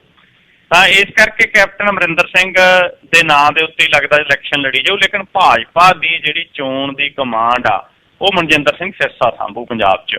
ਜਿਹੜੀ ਹੁਣ ਤੱਕ ਗਿੱਲ ਸਾਹਿਬ ਇੱਕ ਨਾ ਚਰਚਾ ਚੱਲ ਰਹੀ ਆ, ਚਰਚਾ ਇਹ ਚੱਲ ਰਹੀ ਆ ਵੀ 3 ਕੋਣਾ ਮੁਕਾਬਲਾ ਹੋਣਾ ਪੰਜਾਬ 'ਚ, ਆਮ ਆਦਮੀ ਪਾਰਟੀ, ਕਾਂਗਰਸ ਤੇ ਅਕਾਲੀ ਦਲ, ਤਿੰਨਾਂ ਦਾ ਮੁਕਾਬਲਾ ਹੋਣਾ ਔਰ ਵੋਟਾਂ ਜਿਹੜੀਆਂ ਵੰਡੀਆਂ ਜਾਣਗੀਆਂ ਉਹ ਚੌਥੀ ਧਿਰ ਕਿਹੜੀ ਨੂੰ ਖੋਰਾ ਲਾਊਗੀ, ਜਿਹੜੀ ਕੈਪਟਨ ਅਮਰਿੰਦਰ ਸਿੰਘ, ਭਾਜਪਾ ਤੇ ਢੀਂਡਸੇ ਹੋਰੀ ਜੇ ਆਉਂਦੇ ਨੇ, ਤਿੰਨੇ ਰਲ ਕੇ ਆਉਂਦੇ ਨੇ, ਤਾਂ ਇਹ ਚੌਥੀ ਧਿਰ ਦੇ ਤੌਰ ਦੇ ਉੱਤੇ ਆਉਣਗੇ। ਖੋਰਾ ਕਿਹਨੂੰ ਲਾਉਣਗੇ ਉਹਨੂੰ ਲੈ ਕੇ ਗਿੱਲ ਸਾਹਿਬ ਬਹੁਤ ਸਾਰੇ ਲੋਕ ਕਹਿ ਰਹੇ ਕਾਂਗਰਸ ਨੂੰ ਲਾਉਣਗੇ ਖੋਰਾ ਕਿਉਂਕਿ ਕੈਪਟਨ ਅਮਰਿੰਦਰ ਸਿੰਘ ਹੈ। ਬਹੁਤ ਸਾਰੇ ਲੋਕ ਕਹਿ ਰਹੇ ਨੇ ਕਿ ਨਹੀਂ ਜੀ ਆਮ ਆਦਮੀ ਪਾਰਟੀ ਨੂੰ ਖੋਰਾ ਲੱਗ ਸਕਦਾ ਕਿਉਂਕਿ ਤੀਜੀ ਧਿਰ ਦੋ ਤਾਂ ਹੈਗੀਆਂ ਨੇ ਪੰਜਾਬ 'ਚ, ਕਹਿੰਦੇ ਆਲਰੇਡੀ ਹਮੇਸ਼ਾ ਹੀ ਹੁੰਦੀਆਂ ਨੇ। ਤੀਜੀ ਧਿਰ ਹੈ ਜਿਹੜੀ ਉਹ 2 ਥਾਂ ਵੰਡੀ ਜਾ ਸਕਦੀ ਆ, ਉਹਨੂੰ ਖੋਰਾ ਲੱਗ ਸਕਦਾ। ਲੇਕਿਨ ਮੈਨੂੰ ਇਹ ਲੱਗਦਾ ਜੇ ਮਨਜਿੰਦਰ ਸਿੰਘ ਸਿਰਸਾ ਪੰਜਾਬ ਦੇ ਵਿੱਚ BJP ਦੇ ਲਈ ਪ੍ਰਚਾਰ ਕਰਦੇ ਨੇ, ਜੋ ਆ ਕੇ ਪੰਜਾਬ 'ਚ ਬਹਿੰਦੇ ਨੇ, ਤਾਂ ਅਕਾਲੀ ਦਲ ਨੂੰ ਖੋਰਾ ਲੱਗੂਗਾ ਇਹਦਾ। ਔਰ ਭਾਜਪਾ ਵਾਲਾ ਤਾਂ ਉਹਨਾਂ ਨੂੰ ਮਤਲਬ ਸ਼ਹਿਰੀ ਵੋਟ ਆ ਜਿਹੜੀ ਉਹ ਪਹਿਲਾਂ ਹੀ ਟੁੱਟ ਚੱਲੀ ਹੈ। ਉਹਨਾਂ ਨੇ ਬਸਪਾ ਨੂੰ ਨਾਲ ਲੈ ਕੇ ਉਹਦਾ ਬਦਲ ਦੇਣ ਦੀ ਕੋਸ਼ਿਸ਼ ਕੀਤੀ ਹੈ ਔਰ ਬਸਪਾ ਵਾਲਾ ਜਿਹੜਾ ਉਹ ਨਾਲ ਜਿਹੜਾ ਜੋੜਨ ਦੀ ਗੱਲ ਹੈ ਉਹਨੂੰ ਲੈ ਕੇ ਚੰਨੀ ਹੁਰੀ ਜਿਹੜੇ ਕਾਂਗਰਸ ਪਾਰਟੀ ਹੈ ਉਹ ਵੋਟ ਜਿਹੜੀ ਦਲਿਤ ਭਾਈਚਾਰੇ ਦੇ ਵਿੱਚੋਂ ਆ ਉਹ ਤੋੜਨ ਦੀ ਕੋਸ਼ਿਸ਼ ਕਰੂ। ਸੋ ਇਸ ਕਰਕੇ ਮਨਜਿੰਦਰ ਸਿੰਘ ਸਿਰਸਾ ਅਕਾਲੀ ਦਲ ਦੇ ਲਈ ਇੱਕ ਵੱਡੀ ਸਿਰਦਰਦੀ ਬਣ ਸਕਦੇ ਨੇ ਪੰਜਾਬ ਦੀ ਇਲੈਕਸ਼ਨ ਦੇ ਵਿੱਚ। ਸੋ ਜੇ ਆਉਂਦੇ ਨੇ ਪੰਜਾਬ ਦੇ ਵਿੱਚ, ਉਹਨਾਂ ਨੇ ਜਿਹੜਾ ਕਿਸਾਨ ਸੰਘਰਸ਼ ਦੌਰਾਨ ਕੰਮ ਕੀਤਾ ਗਿੱਲ ਸਾਹਿਬ, ਅੱਜ ਉਹ ਭਾਵੇਂ ਭਾਜਪਾ 'ਚ ਚਲੇ ਗਏ ਲੇਕਿਨ ਉਹ ਕੰਮ ਜਿਹੜਾ ਹੈਗਾ ਉਹ ਕਾਫੀ ਜ਼ਿਆਦਾ ਲੋਕਾਂ ਨੂੰ ਪ੍ਰਭਾਵਿਤ ਕਰਦਾ ਸੀ ਜੀ। ਤੇ ਕੇਜਰੀਵਾਲ ਹੋਣੀ ਜਦ ਦਿੱਲੀੋਂ ਆਉਂਦੇ ਨੇ ਰੇਲ ਚੜ੍ਹ ਕੇ ਆਉਂਦੇ ਨੇ ਕਿ ਜਹਾਜ਼ 'ਚ ਫੇਰ ਆ ਰਹੇ ਨੇ ਕਹਿੰਦੇ ਕੱਲ ਨੂੰ? ਜੀ ਗਿੱਲ ਸਾਹਿਬ, ਇਹ ਵੀ ਅਸਲ ਦੇ ਵਿੱਚ ਸ਼ੋਸ਼ੇ ਹੀ ਨੇ। ਹੁਣ ਜਿਸ ਦਿਨ ਚੰਨੀ ਹੋਰਾਂ ਨੇ ਵੀ ਸਹੁੰ ਚੁੱਕੀ ਸੀ, ਉਹ ਕਹਿੰਦੇ ਸੀ ਵੀ ਮੈਂ ਤਾਂ ਜੀ ਆਮ ਆਦਮੀ ਦੀ ਸਰਕਾਰ ਆਊ। ਕਹਿੰਦੇ ਐਡੀਆਂ ਵੱਡੀਆਂ ਕਮਰੇ ਜਿਹੜੀਆਂ ਗੱਡੀਆਂ ਐਡੀ ਗੱਡੀ ਕਰਨੀਆਂ, ਕਹਿੰਦੇ ਮੈਂ ਜਹਾਜ਼। ਉਹ ਹੁਣ ਪਤਾ ਲੱਗਦਾ ਜਹਾਜ਼ ਤੇ ਨਹੀਂ ਉਤਰਦੇ। ਗਿੱਲ ਸਾਹਿਬ, ਖਾੜ ਤੋਂ ਚੰਡੀਗੜ੍ਹ ਤਾਂ ਜੇ ਜਾਣਾ ਨਾ, ਖਾੜ ਤੇ ਚੰਡੀਗੜ੍ਹ ਨਾਲ ਨੇ, ਤੁਹਾਨੂੰ ਵੀ ਪਤਾ, ਜਹਾਜ਼ ਤੇ ਜਾਂਦੇ ਨੇ। ਔਰ ਮੈਂ ਤੁਹਾਨੂੰ ਦੱਸਿਆ ਸੀ ਕਿ ਮਹਿਲ ਕਲਾਂ ਸਾਡੇ ਬਰਨਾਲੇ ਤੋਂ 20 ਕਿਲੋਮੀਟਰ ਦੂਰ ਹੈ। ਮਹਿਲ ਕਲਾਂ ਤੋਂ ਜਹਾਜ਼ ਤੇ ਚੜ੍ਹ ਕੇ ਬਰਨਾਲੇ ਜਾ ਕੇ 20 ਕਿਲੋਮੀਟਰ ਤੇ ਉਤਰ ਗਏ ਚੰਨੀ ਸਾਹਿਬ। ਔਰ ਇਹ ਕੰਮ ਕੇਜਰੀਵਾਲ ਜੀ ਨੇ ਫੜਿਆ ਹੋਇਆ ਹੈਗਾ। ਕੇਜਰੀਵਾਲ ਸਾਹਿਬ ਕੀ ਕਰਦੇ ਨੇ, ਆਪ ਤਾਂ ਕਹਿੰਦੇ ਮੈਂ ਟ੍ਰੇਨ ਤੇ ਆ ਰਿਹਾ ਜੀ, ਦੇਖੋ ਮੈਂ ਆਮ ਆਦਮੀ ਆ। ਉਹਨਾਂ ਦੀਆਂ ਗੱਡੀਆਂ ਬਾਏ ਰੋਡ ਆ ਰਹੀਆਂ, ਵੀ ਜਦੋਂ ਗੱਡੀਆਂ ਖਾਲੀ ਹੁੰਦੀਆਂ ਉਹਦੇ 'ਚ ਬੈਠ ਕੇ ਆ ਜਾਓ, ਕਿਉਂ ਐਵੇਂ ਮਤਲਬ ਲੋਕਾਂ ਨੂੰ ਭੰਬਲ ਭੂਸੇ 'ਚ ਪਾਇਆ ਗਾ। ਤਾਂ ਇਹ ਗੱਲਾਂ ਨੇ ਗਿੱਲ ਸਾਹਿਬ ਜਿਹੜੀਆਂ ਉਹ ਚੱਲਦੀਆਂ ਨੇ। ਹੁਣ ਤੁਸੀਂ ਦੇਖੋ ਵੀ ਚਾਹੇ ਉਹ ਕੇਜਰੀਵਾਲ ਸਾਹਿਬ ਬਾਏ ਰੋਡ ਆਉਣ, ਚਾਹੇ ਬਾਏ ਟ੍ਰੇਨ ਆਉਣ, ਚਾਹੇ ਜਹਾਜ਼ ਰਾਹੀਂ ਆਉਣ, ਉਹਨਾਂ ਦੀ ਜਿਹੜੀ ਹੁਣ ਸਿਕਿਉਰਿਟੀ ਆ ਉਹ ਵੀ ਆਉਂਦੀ ਆ, ਉਹਨਾਂ ਦੀ ਅਫਸਰਸ਼ਾਹੀ ਵੀ ਆਉਂਦੀ ਆ, ਉਹਨਾਂ ਦੇ PA ਸੈਕਟਰੀ ਉਹ ਵੀ ਆਉਂਦੇ ਨੇ। ਔਰ ਕਿੰਨਾ ਖਰਚਾ ਗਾ ਜਿਹੜਾ ਉਹ ਪੰਜਾਬ ਦਾ ਹੁੰਦਾ, ਪੰਜਾਬ ਦੀ ਪੁਲਿਸ ਵੀ ਲੱਗਦੀ ਆ। ਤੇ ਜਿਹੜੇ ਇਲਾਕੇ 'ਚ ਉਹਨਾਂ ਨੇ ਜਾਣਾ ਹੁੰਦਾ, ਮਤਲਬ ਉਹ CM ਨੇ ਇੱਕ ਸਟੇਟ ਦੇ, ਚਾਹੇ UT ਆ, ਤਾਂ ਉੱਥੇ ਪੰਜਾਬ ਦੀ ਅਫਸਰਸ਼ਾਹੀ, ਪੰਜਾਬ ਦੀ ਸਿਕਿਉਰਿਟੀ ਆ ਜਿਹੜੀ ਉਹ ਵੀ ਲੱਗਦੀ ਆ। ਤੋ ਮਤਲਬ ਉਹ ਆਉਂਦੇ ਨੇ ਆ ਕੇ ਛੋਟਾ ਜਿਹਾ ਐਲਾਨ ਕਰਨ ਵੀ ਉਹ ਆਉਂਦੇ ਨੇ। ਭਗਵੰਤ ਮਾਨ ਨੇ, ਈਵਨ ਰਾਘਵ ਚੱਡਾ ਤੇ ਮਨੀਸ਼ ਸਿਸੋਦੀਆ ਤਾਂ ਇੱਥੇ ਕਾਫੀ ਫਿਰਦੇ ਰਹਿੰਦੇ ਨੇ। ਸੋ ਕੱਲ੍ਹ ਨੂੰ ਆ ਰਹੇ ਨੇ ਜੀ, ਉਹ 11 ਵਜੇ ਜਲੰਧਰ ਪਹੁੰਚ ਜਾਣਗੇ। ਔਰ ਉਹਨਾਂ ਨੇ ਮਤਲਬ ਇੱਕ ਨਵਾਂ ਕੰਮ ਫੜਿਆ ਹੋਇਆ ਜਿਹੜਾ ਦੁਆਬੇ ਦੇ ਵਿੱਚ, ਮਾਝੇ 'ਚ ਚਲਾ ਰਹੇ ਨੇ ਫਿਲਹਾਲ, ਮਾਲ ਵਿੱਚ ਨੂੰ ਵੀ ਆ ਗਏ। ਉਹ ਕਰ ਰਹੇ ਨੇ ਤਿਰੰਗਾ ਯਾਤਰਾ ਜੀ। ਕੱਲ੍ਹ ਨੂੰ ਜਲੰਧਰ 'ਚ ਤਿਰੰਗਾ ਯਾਤਰਾ ਕੱਢਣਗੇ ਜੀ ਉਹ। ਔਰ ਤਿਰੰਗਾ ਯਾਤਰਾ ਦੇ ਦੌਰਾਨ ਲੋਕਾਂ ਨੂੰ ਕਹਿਣਗੇ ਕਿ ਆਪਾਂ ਜਿਹੜਾ ਤਿਰੰਗੇ ਯਾਤਰਾ ਦੇ ਦੌਰਾਨ ਭਾਰਤ ਮਾਤਾ ਦੀ ਜੈ। ਔਰ ਉੱਥੇ ਦੀ ਵੋਟ ਬੈਂਕ ਆ ਜਿਹੜੀ, ਔਰ ਜਿਹੜਾ ਉਹਨਾਂ ਨੇ ਰੂਟ ਕੱਲ੍ਹ ਨੂੰ ਰੱਖਿਆ ਹੋਇਆ ਜਲੰਧਰ ਦੇ ਵਿੱਚ, ਉਹ ਬਹੁਤ ਭੀੜ ਭਾੜ ਵਾਲਾ ਇਲਾਕਾ ਦੱਸਦੇ ਨੇ। ਸੋ ਕੱਲ੍ਹ ਨੂੰ ਟ੍ਰੈਫਿਕ ਵੀ ਉੱਥੇ ਜਾਮ ਹੋਊਗੀ ਜੀ। ਔਰ ਦੂਸਰਾ ਇਸ ਕਰਕੇ ਵੀ ਹੋ ਸਕਦਾ ਗਾ ਕਿਉਂਕਿ ਉਹਨਾਂ ਨੂੰ ਲੱਗਦਾ ਹੋਵੇ ਕਿ ਇਹਦੇ ਨਾਲ ਇਹ ਭੱਲ ਵੀ ਬਣੂ ਕਿ ਭਾਈ ਬਹੁਤ ਇਕੱਠ ਹੋ ਰਿਹਾ ਗਾ। ਔਰ 16 ਦਸੰਬਰ ਨੂੰ, ਪਰਸੋਂ ਨੂੰ, ਜਿਹੜੀ ਉਹਨਾਂ ਦੀ ਰੈਲੀ ਦੀ ਤਿਆਰੀ ਆ ਉਹ ਬਾਦਲਾਂ ਦੇ ਇਲਾਕੇ ਲੰਬੀ ਦੇ ਵਿੱਚ ਕੀਤੀ ਜਾ ਰਹੀ ਆ। ਖੁੱਡੀਆਂ ਗੁਲਾਬ ਸਿੰਘ ਦੇ ਵਿੱਚ ਤਿਆਰੀ ਕੀਤੀ ਜਾ ਰਹੀ ਆ 16 ਦਸੰਬਰ ਨੂੰ ਉਹਨਾਂ ਦੀ ਹੋਣ ਵਾਲੀ ਰੈਲੀ ਦੀ। ਸੋ ਲੱਗਦਾ ਹੈ ਫਿਰ ਕੱਲ੍ਹ ਨੂੰ ਜਲੰਧਰ ਤੋਂ ਬਾਅਦ ਉਹ ਲੰਬੀ ਇਲਾਕੇ ਦੇ ਵਿੱਚ ਜਿਹੜਾ ਜਾਣਗੇ। ਉੱਥੋਂ ਉਹਨਾਂ ਨੇ ਕੈਂਡੀਡੇਟ ਵੀ ਆਪਣੇ ਜਿਹੜੇ ਨੇ ਉਹ ਐਲਾਨ ਦਿੱਤੇ ਨੇ, ਤਾਂ ਉੱਥੇ ਤਿਆਰੀ ਹੋਣੀ ਆ। ਔਰ ਉੱਥੇ ਇੱਕ ਚਰਚਾ ਇਹ ਵੀ ਚੱਲ ਪਈ ਵੀ ਉੱਥੇ ਮੈਦਾਨ ਦੀ ਸਫਾਈ ਦੇ ਲਈ ਗਰਾਊਂਡ ਜਿੱਥੇ ਰੈਲੀ ਹੋਣੀ ਆ, ਮਨਰੇਗਾ ਮਜ਼ਦੂਰਾਂ ਨੂੰ ਲਾਤਾ। ਔਰ ਉੱਥੋਂ ਜਥੇਦਾਰ ਗੁਰਮੀਤ ਸਿੰਘ ਖੁੱਡੀਆ ਜਿਹੜੇ ਨੇ ਉਹ ਲੰਬੀ ਹਲਕੇ ਤੋਂ ਆਮ ਆਦਮੀ ਪਾਰਟੀ ਦੇ ਉਮੀਦਵਾਰ ਐਲਾਨ ਤੇ ਉਹ ਕੁਝ ਸਮਾਂ ਪਹਿਲਾਂ ਹੀ ਕਾਂਗਰਸ ਪਾਰਟੀ ਨੂੰ ਛੱਡ ਕੇ ਆਮ ਆਦਮੀ ਪਾਰਟੀ 'ਚ ਸ਼ਾਮਲ ਹੋਏ ਨੇ। ਔਰ ਉੱਥੋਂ ਗਿੱਲ ਸਾਹਿਬ ਇਹ ਜਿਹੜੇ ਮਨਰੇਗਾ ਮਜ਼ਦੂਰਾਂ ਨੂੰ ਲਾਉਣਾ, ਇਹਨੂੰ ਲੈ ਕੇ ਬਹੁਤ ਸਾਰਾ ਰੌਲਾ ਉੱਥੇ ਪਿਆ ਹੋਇਆ, ਬਹੁਤ ਸਾਰੀ ਚਰਚਾ ਉੱਥੇ ਛਿੜੀ ਹੋਈ ਆ ਜੀ। ਅੱਛਾ, ਕਿਹੜੀ ਦਗਾਣਾ ਜੋੜੀ ਜਿਹੜੀ ਹੈ ਉਹ ਸਵੇਰੇ ਭਾਜਪਾ ਚਲੇ ਗਈ ਤੇ ਆਥਣੇ ਜਿਹੜੀ ਹੈ ਅਮਰਿੰਦਰ ਸਿੰਘ ਉਹਨਾਂ ਦੀ ਪਾਰਟੀ ਚਲੇ ਗਏ ਸੀ। ਇਹਨਾਂ ਨੂੰ ਇਹ ਗਾਇਕਾਂ ਦੇ ਮਨ ਦੇ ਵਿੱਚ ਕਿੱਥੋਂ ਇਹ ਗੱਲ ਬੈਠ ਗਈ ਕਿ ਹੁਣ ਅਸੀਂ MLA MP ਵੀ ਬਣ ਸਕਦੇ ਹਾਂ, ਵੀ ਅਸੀਂ ਗਾਉਣ ਵਾਲੇ ਹਾਂ ਤਾਂ ਸਾਰੇ ਅਸੀਂ ਹੁਣ ਰਾਜਨੀਤੀ ਵਾਲੇ ਪਾਸੇ ਜਾਵਾਂਗੇ। ਹਰੇਕ ਇਹ ਪਟਿਆਂ ਤੇ ਹੱਥ ਫੇਰੀ ਜਾਂਦਾ। ਇਹਨਾਂ ਬਾਰੇ ਦੱਸੋ ਜੀ, ਕਿਹੜੇ ਸੀ ਇਹ? ਜੀ ਗਿੱਲ ਸਾਹਿਬ, ਇਹਦਾ ਤੁਸੀਂ ਦੇਖੋ ਵੀ ਬੜੀ ਹਾਸੋਹੀਣੀ ਗੱਲ ਹੈਗੀ। ਔਰ ਬਾਕੀ ਇਹ ਤਾਂ ਗੱਲ ਹੈਗੀ ਆ ਕਿ ਪੰਜਾਬ ਦੇ ਗਾਇਕ ਅੱਜ ਸਾਰੇ ਹੀ ਸਰਗਰਮ ਹੋਏ ਫਿਰਦੇ ਨੇ। ਆ ਪਿਛਲੇ ਦਿਨਾਂ 'ਚ ਗਿੱਲ ਸਾਹਿਬ ਕਰੋਨਾ ਆ ਗਿਆ, ਖਾੜੇ ਖੂੜੇ ਲੱਗੇ ਨਹੀਂ ਹੈਗੇ। ਔਰ ਉਦੋਂ ਸਾਰੇ ਕਿਸਾਨ ਸੰਘਰਸ਼ ਕਣੀ ਨੂੰ ਹੋ ਤੁਰੇ। ਉਦੋਂ ਕਹਿੰਦੇ ਸੀ ਵੀ ਦੇਖੋ ਮੈਂ ਕਿੰਨੀ ਲਗਜ਼ਰੀ ਲਾਈਫ ਛੱਡ ਕੇ ਆਇਆ। ਆ ਬੀਬੀ ਸੋਨੀਆ ਮਾਨ ਕਿਆ ਕਰੇ, ਮੈਂ ਬੜੀ ਲਗਜ਼ਰੀ ਲਾਈਫ ਛੱਡੀ ਆ, ਮੈਂ ਬਹੁਤ ਕੁਝ ਛੱਡ ਕੇ ਇੱਥੇ ਬੈਠੀ ਆ ਤੁਹਾਡੇ 'ਚ।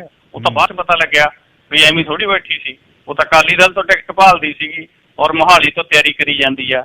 ਇਦੋਂ ਬਿਨਾਂ ਬਲਕਾਰ ਸਿੱਧੂ ਨੂੰ ਰਾਮਪੁਰਾ ਫੂਲ ਤੋਂ ਐਲਾਨਤਾ ਆਮ ਆਦਮੀ ਪਾਰਟੀ ਨੇ। ਅਨਮੋਲ ਗਗਨ ਮਾਨ ਨੂੰ ਲਿਜਾ ਕੇ ਕਮਰ ਸੰਧੂ ਹਰਾਂ ਵਾਲੇ ਇਲਾਕੇ ਖਾੜ ਤੋਂ ਟਿਕਟ ਦੇਤੀ। ਔਰ ਬਾਕੀ ਪਾਰਟੀਆਂ ਦੇ ਵਿੱਚ ਵੀ ਗਿੱਲ ਸਾਹਿਬ ਬਹੁਤ ਸਰਗਰਮ ਨੇ। ਮੂਸੇ ਵਾਲਾ ਸਰਗਰਮ ਹੋਇਆ ਫਿਰਦਾ ਇੱਧਰ ਮਾਨਸਾ ਏਰੀਏ 'ਚ। ਮਾਨਸਾ ਹਾਲਾਂਕਿ ਕੱਲ੍ਹ ਉਹਦੇ ਪੋਸਟਰ ਪਾੜ ਤੇ ਉੱਥੇ ਵਾਹਵਾ ਮਸਲਾ ਭਖਿਆ ਪਿਆ। ਔਰ ਹੁਣ ਉਹਨੂੰ ਕਹੀ ਜਾਂਦੇ ਤੂੰ ਮੌੜ ਮੰਡੀ ਤੋਂ ਚੱਲ, ਲੱਖੇ ਸਿਧਾਣੇ ਖਿਲਾਫ ਲੜਾਉਣੇ ਆ ਚੋਣ। ਤੇ ਹੋਰ ਵੀ ਬਹੁਤ ਸਾਰੇ ਥਾਵਾਂ ਤੋਂ ਜਿਹੜੇ ਗਾਇਕ ਨੇ ਉਹ ਅੱਜ ਕੱਲ੍ਹ ਸਰਗਰਮ ਨਜ਼ਰ ਆ ਰਹੇ ਨੇ। ਔਰ ਜਿੰਨਾ ਦੀ ਤੁਸੀਂ ਗੱਲ ਕਰਦੇ ਹੋ ਗਿੱਲ ਸਾਹਿਬ, ਇਹ ਤਾਂ ਸਵੇਰੇ ਭਾਜਪਾ 'ਚ ਸ਼ਾਮਲ ਹੋ ਗਏ। ਬੂਟਾ ਮੁਹੰਮਦ ਆ ਜੀ, ਕਾਫੀ ਚਰਚਿਤ ਗਾਇਕ ਆ ਬੂਟਾ ਮੁਹੰਮਦ ਵੀ। ਔਰ ਸਵੇਰੇ ਇਹ ਭਾਜਪਾ 'ਚ ਸ਼ਾਮਲ ਹੋਇਆ। ਭਾਜਪਾ ਦਾ ਮਤਲਬ ਇਹਨੇ ਪੱਲਾ ਫੜਿਆ ਔਰ ਭਾਜਪਾ ਵਾਲਿਆਂ ਨੇ ਕਹਿਤਾ ਦੇਖੋ ਬੂਟਾ ਮੁਹੰਮਦ ਗਾਇਕ ਸਾਡੇ 'ਚ ਸ਼ਾਮਲ ਹੋ ਗਿਆ। ਸ਼ਾਮ ਨੂੰ ਕੈਪਟਨ ਅਮਰਿੰਦਰ ਸਿੰਘ ਹੋਰਾਂ ਕੋਲੇ ਪਾ ਗਿਆ। ਕੈਪਟਨ ਅਮਰਿੰਦਰ ਸਿੰਘ ਹੋਰਾਂ ਨੇ ਆਪਦੀ ਪਾਰਟੀ ਦੇ ਵਿੱਚ ਸ਼ਾਮਲ ਕਰ ਲਿਆ ਔਰ ਕੈਪਟਨ ਅਮਰਿੰਦਰ ਸਿੰਘ ਹੋਰਾਂ ਨੇ ਕਹਿਤਾ ਵੀ ਦੇਖੋ ਬੂਟਾ ਮੁਹੰਮਦ ਆ ਜਿਹੜਾ ਉਹ ਮੇਰੇ 'ਚ ਸ਼ਾਮਲ ਹੋ ਗਿਆ। ਸੋ ਇਹ ਚਰਚਾਵਾਂ ਇੱਦਾਂ ਹੀ ਚੱਲਦੀਆਂ ਨੇ ਜੀ ਗਾਇਕਾਂ ਦੀਆਂ। ਸੋ ਕਾਫੀ ਕੁਛ ਇੱਦਾਂ ਦਾ ਚੱਲ ਰਿਹਾ। ਉੱਧਰ ਕੁਛ ਪੰਜਾਬੀ ਗਾਇਕਾਂ ਨੇ ਅੱਜ ਇੱਕ ਨਵਾਂ ਪਲੇਟਫਾਰਮ ਸਾਰਿਆ ਗਾ। ਉਹ ਆਉਣ ਵਾਲੇ ਦਿਨਾਂ ਦੇ ਵਿੱਚ ਪਤਾ ਲੱਗਣਾ। ਉਹਨਾਂ ਨੇ ਕੁਛ ਬੁੱਧੀਜੀਵੀਆਂ ਨੂੰ ਨਾਲ ਲੈ ਕੇ ਚੰਡੀਗੜ੍ਹ ਦੇ ਵਿੱਚ ਇੱਕ ਨਵਾਂ ਪਲੇਟਫਾਰਮ ਸਾਰਿਆ ਕਿ ਇਲੈਕਸ਼ਨ ਦੇ ਵਿੱਚ ਤੁਹਾਨੂੰ ਆਪਣੇ ਮੁੱਦੇ ਕਿਵੇਂ ਵਾਰਨੇ ਚਾਹੀਦੇ ਨੇ। ਸੋ ਉਹਦੇ 'ਚ ਵੀ ਕੁਛ ਪੰਜਾਬੀ ਗਾਇਕ ਨੇ ਜਿਹੜੇ ਉਹ ਹੈਗੇ ਨੇ ਜੀ। ਧੰਨਵਾਦ ਜੀ। ਤੇ ਕੱਲ ਸਵੇਰੇ ਫੇਰ ਗੱਲਬਾਤ ਕਰਦੇ ਹਾਂ 7:20 ਤੇ। ਸ਼ੁਭ ਸ਼ਾਮ। ਸ਼ੁਕਰੀਆ ਗਿੱਲ ਸਾਹਿਬ ਤੁਹਾਡਾ ਤੇ ਸਾਰੇ ਸਰੋਤਿਆਂ ਦਾ ਬਹੁਤ ਬਹੁਤ ਧੰਨਵਾਦ ਜੀ। ਸਰ ਨਮਕੀਨ ਸਿੰਘ ਪੱਤੀ ਸੇਖਵਾਂ ਬਰਨਾਲਿਓਂ ਗੱਲਬਾਤ ਕਰ ਰਹੇ ਸੀ। ਬੈਲਾਰੂਸ ਦੇ ਤਾਨਾਸ਼ਾਹ ਲਿਊਕਾਸ਼ੈਂਕੋ ਜਿਹੜਾ ਪੁਤਿਨ ਦੇ ਬਹੁਤ ਨੇੜੇ ਆ, ਪੁਤਿਨ ਦਾ ਮਤਾਹਤ ਹੀ ਕਹਿ ਸਕਦੇ ਹਾਂ ਆਪਾਂ, ਉਹਨੇ ਅੱਜ ਕੱਲ੍ਹ ਬੜੀ ਵੱਡੀ ਇੱਕ ਖੇਡ ਕੀਤੀ ਹੋਈ ਹੈ। ਨੈਟੋ ਫੋਰਸਿਸ ਦਾ ਮਸ਼ਕਾਂ ਕਰਨਾ ਤੇ ਪੋਲੈਂਡ ਨਾਲ ਇੱਕ ਪੋਲੈਂਡ ਦੇ ਨਾਲ ਸਾਂਝਾ ਬਾਰਡਰ ਹੈ। ਲਿਊਕਾਸ਼ੈਂਕੋ ਦੇ ਦੇਸ਼ ਦੇ ਵਿੱਚ ਬੈਲਾਰੂਸ ਤੋਂ ਦੁਨੀਆ ਭਰ ਦੇ ਜਿਹੜੇ ਇਲੀਗਲ ਇਮੀਗ੍ਰੈਂਟਸ ਨੇ, ਜਿਹੜੇ ਗੈਰ ਕਾਨੂੰਨੀ ਜਿਨ੍ਹਾਂ ਨੂੰ ਕਹਿੰਦੇ ਆ ਪ੍ਰਵਾਸੀ, ਉਹ ਬਾਰਡਰ 'ਤੇ ਨੇ। ਠੰਡ ਦੇ ਵਿੱਚ ਜਵਾਕ ਨੇ ਟੈਂਟ ਲਾਈ ਬੈਠੇ ਨੇ। ਬੈਲਾਰੂਸ ਦੇ ਵਿੱਚ ਇਹ ਤਾਨਾਸ਼ਾਹ ਜਿਹੜਾ ਅਲੈਗਜ਼ੈਂਡਰ ਲਿਊਕਾਸ਼ੈਂਕੋ, ਇਹ ਗੱਦੀ ਨਹੀਂ ਛੱਡ ਰਿਹਾ। ਤੇ ਇੱਕ ਬਲੌਗਰ ਜਿਹੜਾ ਉਸਨੇ ਲੀਡ ਕੀਤੀ ਜਦ ਇਹ ਵੋਟਾਂ ਦੇ ਵਿੱਚ ਧਾਂਦਲੀ ਦੇ ਚੱਕਰ ਦੇ ਵਿੱਚ, ਤਾਂ ਸਰਗੇਈ ਤਿਖਾਨੋਵਸਕੀ ਨੇ ਜਦ ਸਾਰਾ ਲੋਕਾਂ ਨੂੰ ਆਰਗੇਨਾਈਜ਼ ਕੀਤਾ, ਬਲੌਗਿੰਗ ਕੀਤੀ, ਤਾਂ ਉਸ ਨੂੰ ਫੜ ਕੇ ਜੇਲ੍ਹ ਦੇ ਵਿੱਚ ਸੁੱਟ ਦਿੱਤਾ। ਇਹ ਤਾਂ ਗੱਲਾਂ ਹੀ ਨੇ ਯੂਨਾਈਟਿਡ ਨੇਸ਼ਨ ਜੀ ਤੇ ਜੇ ਤੇ ਜੀ ਬੋ ਜੀ ਮਨੁੱਖੀ ਹੱਕ ਜੀ। ਤਾਂ ਜਿਹੜਾ ਗੇੜ 'ਚ ਆ ਗਿਆ ਬਸ ਉਹ ਗੇੜ 'ਚ ਆ ਗਿਆ। ਇਹਨੂੰ ਜੇਲ੍ਹ 'ਚ ਸੁੱਟਤਾ। ਹੁਣ 18 ਸਾਲ ਦੀ ਸਜ਼ਾ ਉਸ ਨੂੰ ਬੋਲੀ ਹੈ। 43 ਵਰ੍ਹਿਆਂ ਦਾ ਹੈ ਤੇ 61 ਸਾਲ ਦੀ ਉਮਰ 'ਚ ਨਿਕਲੂ। ਜੇ ਰਾਜ ਪਲਟਾ ਆ ਜਾਵੇ ਤਾਂ ਕੋਈ ਪਤਾ ਨਹੀਂ ਹੁੰਦਾ, ਕੋਈ ਕਹਾਣੀ ਨਹੀਂ ਪਤਾ। ਪਿਛਲੇ ਦਿਨੀਂ ਤਾਲਿਬਾਨਾਂ ਦਾ ਮੇਨ ਆਰਗੇਨਾਈਜ਼ਰ ਹਕਾਨੀ ਸੀ, ਜਿਹੜਾ ਉਸ ਦਾ ਮੁੰਡਾ ਹਕਾਨੀ ਦਿਖਾ ਰਿਹਾ ਸੀ ਕਾਬਲ ਦੇ ਉਹ ਸੈੱਲ ਬੈਗਰਾਮ ਏਅਰਪੋਰਟ 'ਤੇ, ਜਿੱਥੇ ਲੋਹੇ ਦੇ ਪਿੰਜਰਿਆਂ ਦੇ ਵਿੱਚ ਉਹਨੂੰ ਕੈਦ ਕੀਤਾ ਹੋਇਆ ਸੀ। ਤੇ ਅੱਜ ਉਹ ਫੋਰਨ ਅਫੇਅਰਸ ਦਾ ਵੱਡਾ ਜਿਹੜਾ ਇੱਕ ਸ਼ਖਸੀਅਤ, ਇੱਕ ਵੱਡੀ ਪਰਸਨੈਲਿਟੀ ਉੱਥੇ ਬਣ ਕੇ ਨਿਕਲਿਆ। ਸੋ ਸਮਾਂ ਨਹੀਂ ਪਤਾ। ਉਹ ਕਹਿੰਦਾ 4 ਸਾਲ ਆ ਪਿੰਜਰੇ 'ਚ ਰਿਹਾ ਮੈਂ, ਉਹਨੇ ਉਂਗਲ ਕਰਕੇ ਦੱਸੀ। ਤੇ ਅੱਜ ਉਹਦੇ ਕੋਲ ਸਰਕਾਰ ਹੈ, ਸਰਕਾਰ ਦਾ ਅਹਿਮ ਅਹੁਦਾ। ਸੋ ਕੁਦਰਤ ਨੇ ਕਦ ਗੇੜਾ ਕੱਢਣਾ ਹੈ, ਕੀ ਹੋਣਾ ਹੈ, ਇਹ ਨਹੀਂ ਪਤਾ। ਤੇ ਇਸ 'ਤੇ ਹੁਣ ਉਹਨੇ ਚਾਰਜ ਲਾਏ ਨੇ ਵੀ ਇਸ ਨੇ ਜਿਹੜੇ ਨੇ ਦੰਗੇ ਆਰਗੇਨਾਈਜ਼ ਕੀਤੇ, ਦੰਗਿਆਂ ਨੂੰ ਜਿਹੜਾ ਲਾਮਬੰਦ ਕੀਤਾ, ਦੰਗਈਆਂ ਨੂੰ, ਤੇ ਹੋਰ ਚਾਰਜਸ ਲੱਗੇ ਨੇ। ਇਸ ਦੀ ਘਰਵਾਲੀ ਜਿਹੜੀ ਬੈਲਾਰੂਸ ਦੀ ਲੋਕਤੰਤਰ ਦੇ ਲਈ ਕੰਮ ਕਰਦੀ ਸੀ, ਉਹ ਵੀ ਇਸ ਦੇਸ਼ ਤੋਂ ਬਾਹਰ ਜਲਾਵਤਨਾ ਸਵੈਤਲਾਨਾ ਉਸ ਦਾ ਨਾਂ ਹੈ, ਤੇ ਉਹ ਵੀ ਬਾਹਰ ਆ। ਤੇ ਇਸ ਨੂੰ ਹੁਣ 18 ਵਰ੍ਹਿਆਂ ਦੀ ਸਜ਼ਾ ਬੋਲੀ ਹੈ। ਕੋਈ ਨਹੀਂ ਇਸ ਨੂੰ ਕੋਈ ਚੈਲੰਜ ਨਹੀਂ, ਕੋਈ ਗੱਲ ਨਹੀਂ ਕਰ ਸਕਦਾ। ਤੇ ਹੋਰਾਂ ਨੂੰ ਵੀ ਨਾਲ ਜਿਹੜੇ ਇਹਦੇ ਬੰਦੇ ਸੀ ਉਹਨਾਂ ਨੂੰ ਵੀ ਸਜ਼ਾ, ਕਿਸੇ ਨੂੰ 14 ਸਾਲ ਦੀ, ਇੱਕ 65 ਵਰ੍ਹਿਆਂ ਦਾ ਜਿਹੜਾ ਹੈ ਮਿਕੋਲਾ ਵੈਟਰਨ ਪੋਲੀਟੀਸ਼ੀਅਨ ਹੈ, ਉਹਨੂੰ 14 ਸਾਲ ਦੀ ਸਜ਼ਾ ਬੋਲੀ ਹੈ।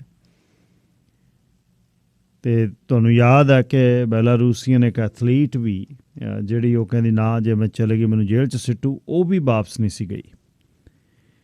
ਸੋ ਇਹ ਜਿਹੜੀਆਂ ਯੂਰਪ ਦੇ ਨੱਕ ਦੇ ਥੱਲੇ ਉੱਥੇ ਜਿਹੜੀ ਯੂਕਰੇਨ ਦੇ ਨਾਲ ਤੇ ਗੁਆਂਢੀ ਦੇਸ਼ਾਂ ਦੇ ਨਾਲ ਰੂਸ ਦੀਆਂ ਜੰਗੀ ਮਸ਼ਕਾਂ ਜਿਹੜੀਆਂ ਨੇ ਯੂਕਰੇਨ ਦੇ ਆਲੇ ਦੁਆਲੇ ਕੁਛ ਦੱਸ ਰਹੀਆਂ ਨੇ। ਬਾਈਡਨ ਨੇ ਬਹੁਤ ਤਿੱਖਾ ਸੁਨੇਹਾ ਪਿਛਲੇ ਦਿਨੀ ਪੁਤਨ ਨੂੰ ਦਿੱਤਾ ਵੀ ਦੇਖ ਲਈ ਜੇ ਤੈਂ ਇੱਧਰ ਨੂੰ ਹੱਥ ਪਾਇਆ ਤਾਂ ਖਰਾਬ ਹੋ ਜੂ ਕੰਮ। ਹੁਣ ਉਹ ਟਲਦਾ ਜਾਂ ਨਹੀਂ ਟਲਦਾ ਇਹ ਤਾਂ ਸਮਾਂ ਦੱਸੂ, ਪਰ ਉਹਦੀਆਂ ਜੰਗੀ ਮਸ਼ਕਾਂ ਜਿਹੜੀਆਂ ਯੂਕਰੇਨ ਦੇ ਯੂਕਰੇਨ ਨੂੰ ਅੱਧਾ ਉਹ ਕੱਟੀ ਬੈਠਾ, ਕਰਚ ਦੀ ਖਾੜੀ ਦੇ ਵਿੱਚ ਰੋਕੀ ਬੈਠਾ, ਇੱਕ ਪਾਸੇ ਯੂਕਰੇਨ ਦੇ ਪਾਣੀ ਤੇ ਦੂਜੇ ਬੰਨੇ ਗੱਭੇ ਆਪ ਬੈਠਾ, ਕਹਿੰਦਾ ਇੱਧਰੋਂ ਉੱਧਰ ਨਹੀਂ ਜਾ ਸਕਦੇ ਤੁਸੀਂ, ਰੋਕੀ ਬੈਠਾ। ਕ੍ਰਾਈਮੀਆ ਵੀ ਉਸਨੇ ਲੈ ਲਿਆ ਤੇ ਯੂਕਰੇਨ ਤੇ ਉਸ ਦੀ ਨਿਗਾਹ ਬੜੀ ਕਰੜੀ ਹੈ, ਪਰ ਅਮਰੀਕਾ ਕਰਕੇ ਕੰਨ ਭੰਨਦਾ ਹੈ। ਤੇ ਉੱਧਰ ਚੀਨ ਜਿਹੜਾ ਭਾਰਤ ਦੀ ਵਿੱਚ ਬਹੁਤ ਦਖਲਅੰਦਾਜ਼ੀ ਕਰ ਰਿਹਾ। ਹਾਲਤ ਕਦ ਵਿਗੜ ਜਾਣੇ ਨੇ ਇਹ ਕੁਛ ਨਹੀਂ ਪਤਾ। Mister Terrazzino, good morning. Hey, good morning. Thanks for having me on today. Thank you for joining me again. And let us make a wish list. Normally, the politicians, once they gotten out, they don't care what about the wish list of Canadians, taxpayers. But still, you created a wish list. What is that wish list? We will go one by one. First is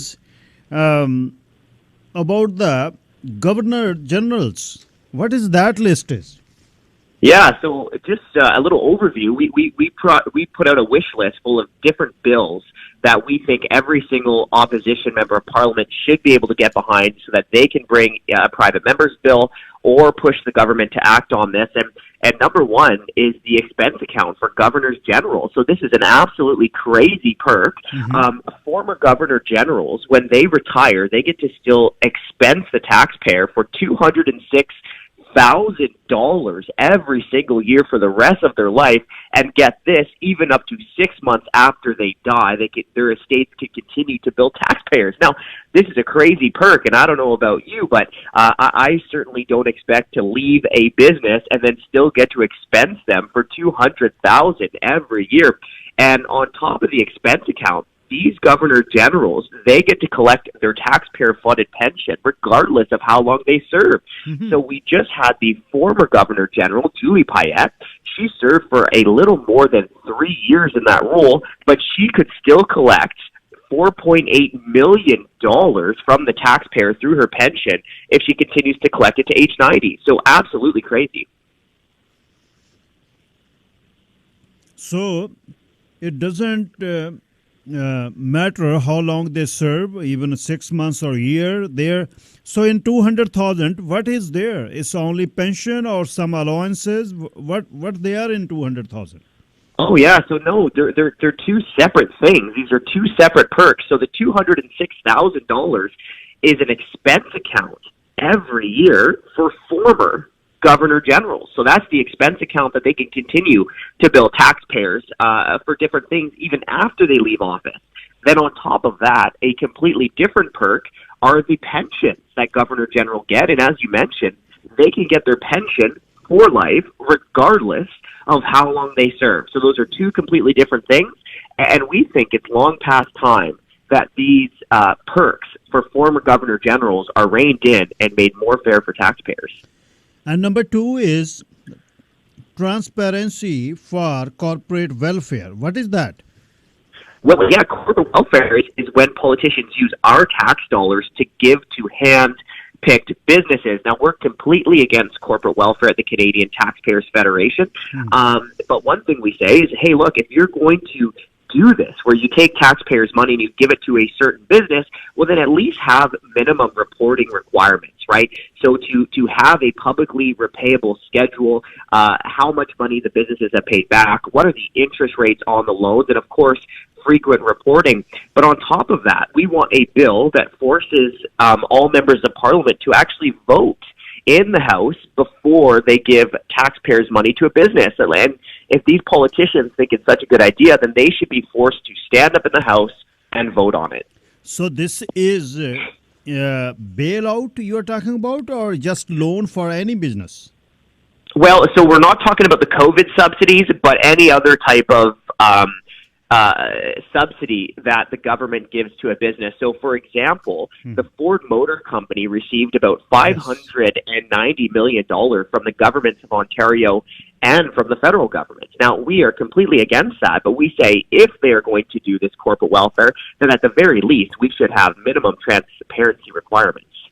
And number 3 is establish a Auditor General for First Nation communities. What is that? Yeah, this is so important. So Indigenous leaders have been calling on Ottawa to improve accountability and transparency and create a First Nations Auditor General. It's important to remember that the Auditor General of Canada is not the auditor of First Nations communities. So the Auditor General that we have federally, it can provide oversight for different federal spending and programs, but it's not actually an auditor for the First Nation communities. And we think it's long past time for Ottawa to listen to Indigenous leaders because really they're just asking for basic financial information from their governments that the rest of us Canadians, take for granted. And what is this online censorship? For example, user-generated content from online. Well, the user-generated content, the user-generated content is just, what we do every day on social media, whether Facebook, YouTube, whatever. But in the last session of Parliament, just before the federal election, the Trudeau government brought forward Bill C-10, and it would have put Canadians' online content, our online content, under the microscope of unelected bureaucrats in Ottawa. Now, originally in the bill, there was a clause that would have protected our content online, like your content, my content, user-generated content. But that protection was removed from the bill. So what we're pushing all members of Parliament to do is to bring forward a bill to make sure that our user-generated content will not be regulated by a bunch of unelected bureaucrats in Ottawa. Last time when we were talking about inflation, we discussed about the carbon tax, which is going to be lot next year in April. So you add something for carbon tax as well. Yes. We have a bill proposing to exempt the carbon tax costs that is used on natural gas and propane on farms. We've heard that grocery bills are going up for families next year. Canadians need relief. And one of the things that really soaks us at the grocery store is the fact that farmers have to pay carbon tax on things like natural gas, propane, and just when they're doing their grain drying. So there was a bill that was brought forward last year that didn't pass because of the snap election that would have removed the carbon tax used on farming natural gas and propane. And we think it would be good for all members of Parliament to bring it back and finally pass that piece of legislation. Housing industry, it is always point of concentration every time, specifically for Toronto and in Vancouver. They're always talking about it is getting out of reach. So what is this? The Revenue Canada, we have to report sales of homes? What is that? Yes. So if you sell your home, you have to report the sale of that home with the Canada Revenue Agency. Now, there has been murmurs of a home equity tax, right? So that would essentially mean that when you sell your home, you would have to pay capital gains tax. So that would just, increase the cost to Canadians, make it harder for people when they retire to fund their golden years, or for Canadians who are looking to sell their starter home to move into a family home. Well, this would make it harder for them. This could also drive up prices and make the housing affordability issue even worse. So what we're saying, you have the Liberals, you have the Conservatives in the last election, and they were promising Canadians that they wouldn't put in a home equity tax. Well, maybe I'm a little bit too skeptical of these politicians, but I don't trust them. And so we're saying, if you really do not want to put in a home equity tax, then you should remove the reporting requirement for us to report the sale of our homes to the CRA, because really it's just a stepping stone to a tax hike. So you think there may be a tax in coming years on capital gain? Well, here's the problem is that these politicians are spending money like crazy. The debt is already more than $1 trillion in Canada. So these politicians are going to start looking for new ways to hit the taxpayer if they don't rein in spending. Now, they say that they're not going to put in a home equity tax. Well, we say, well, then put your money where your mouth is and remove the reporting requirement. How about lawmakers' pay hike? MPs are getting also a hike. How much average MPs making? And if you know, please tell us about their pension plans also. How long they have to serve before they get entitled for pay, pension? Yeah, so your backbench member of parliament makes $185,000. The prime minister, yeah, it's a ton of money, and that's just for your basic member of parliament that's not in it. Yeah, exactly, $185,000, crazy amount. The prime minister makes $371,000. So those are eye-watering salaries, but I think the biggest slap in the face to your taxpayer is that all members of parliament received 2 pay raises during the middle of the pandemic, and they're scheduled to get a 3rd pay raise next April 1st. And these pay raises, they range from an extra $6,900 for your backbencher all the way up to an extra $13,800 for the prime minister. Now, this is completely unacceptable, so we're calling on politicians to reverse these pay hikes. We saw between 2010 and 2013, the federal government stopped the pay hikes, and we've also noticed at 30 jurisdictions around the world, at least 30, that at some point during the pandemic cut their politician pay to stand in solidarity with taxpayers. So we think that should be happening in Canada. Now, you brought up the pension. Yes. The members of parliament, they need to serve for 6 years before they get a pension. But if they don't serve for 6 years, they get a severance. So if they don't get their pension, they still get a severance, which is worth $92,000. And you had a bunch of members of parliament who served for less than 2 years that still collected their severance payment after the last election. And how about their age? After serving 6 years, if someone is 50 years old, and will he get pension also? Oh, I don't have the technical details of that on hand, but there is ways they will eventually get a pension. And there's another tax we discussed last time on alcohol. So they are hiking that too? Again, we're gonna see another tax hike on alcohol on April 1st of next year. That'll be the 3rd one during the middle of the pandemic. And right now, taxes account for about half the price of beer, 65% of the price of wine, and more than 3/4 of the price of spirits. But there's also an accountability issue here because these taxes on alcohol go up every year with the rate of inflation, which means that you have politicians that are able to increase the amount of money they take from taxpayers without having to vote on it in the House of Parliament. So we say, at the very least, if you want to raise taxes, you should be forced to vote on it. And when we are at gas station, they put a sticker on dispenser there about the taxes, federal taxes, carbon taxes, provincial taxes, and the value, the price of gas per liter is very less than the taxes. So there is tax on tax in this. What is that? Oh, yeah. Completely unfair.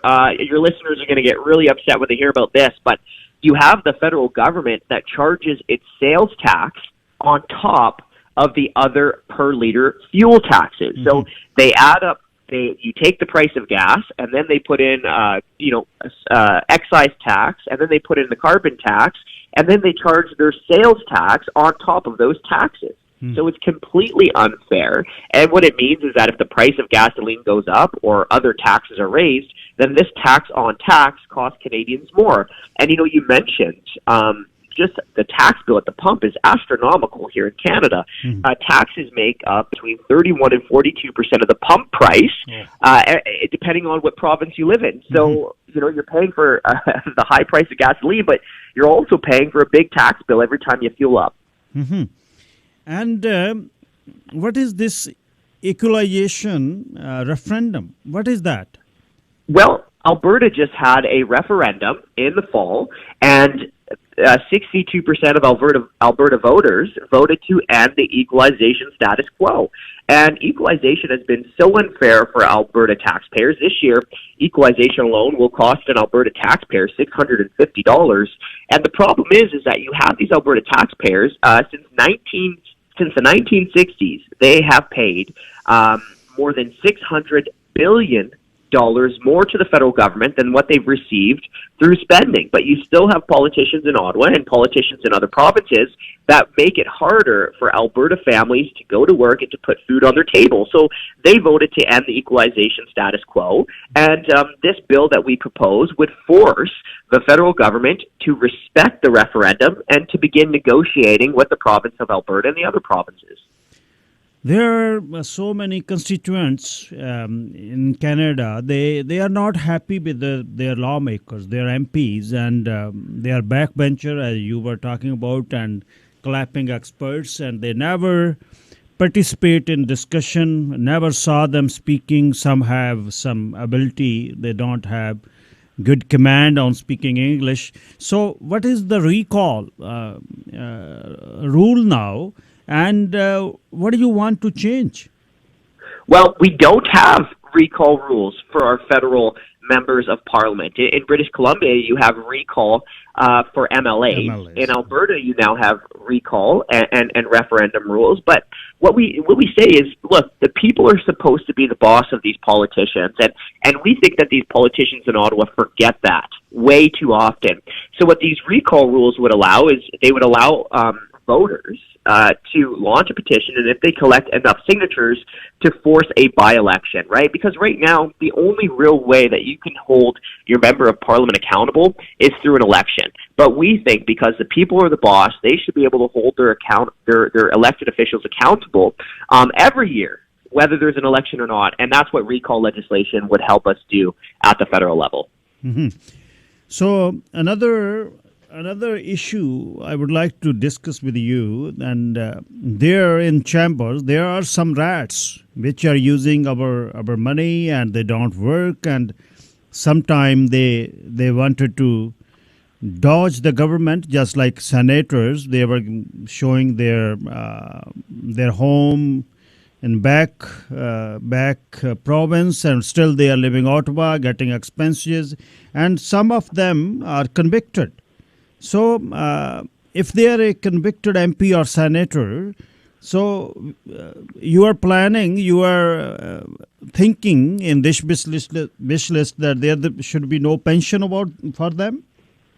That's correct, yeah. No pensions for convicted members of parliament or senators. And this would really plug a loophole, because there is a loophole in Ottawa, and let me tell you about it. So right now, if a member of parliament or a senator is convicted of a criminal offense, and then they are fired, then they lose their pension. But if the member of parliament resigns before the conviction, then they still get to keep their taxpayer-funded pension. So it's unfair, and it's a loophole, and this bill would close that loophole and make things a little bit more fair for taxpayers. Now, remember, these pensions are very lucrative. The vast majority of Canadians working outside of government don't receive a pension at all, a workplace pension, I should say. And in the 2021 election, after that election this fall, defeated or retiring members of parliament will collect $1.4 million in total in annual pension payments, which will reach a cumulative total of $42 million if they continue to collect the pension to age 90. Now, we talked about the severance, where members of parliament who serve for less than 6 years and are not eligible for a pension, they still get the severance, and the total severance payments cost the taxpayer this year $3.3 million following the last election. Mm-hmm. So, at last, what our listeners can do to send this message to Ottawa for this, to adapt this wish list? Well, yeah, you can first of all, you can find the full wish list at taxpayer.com. Just go to our newsroom, and the article is up there, so you can read the 12 different proposed bills.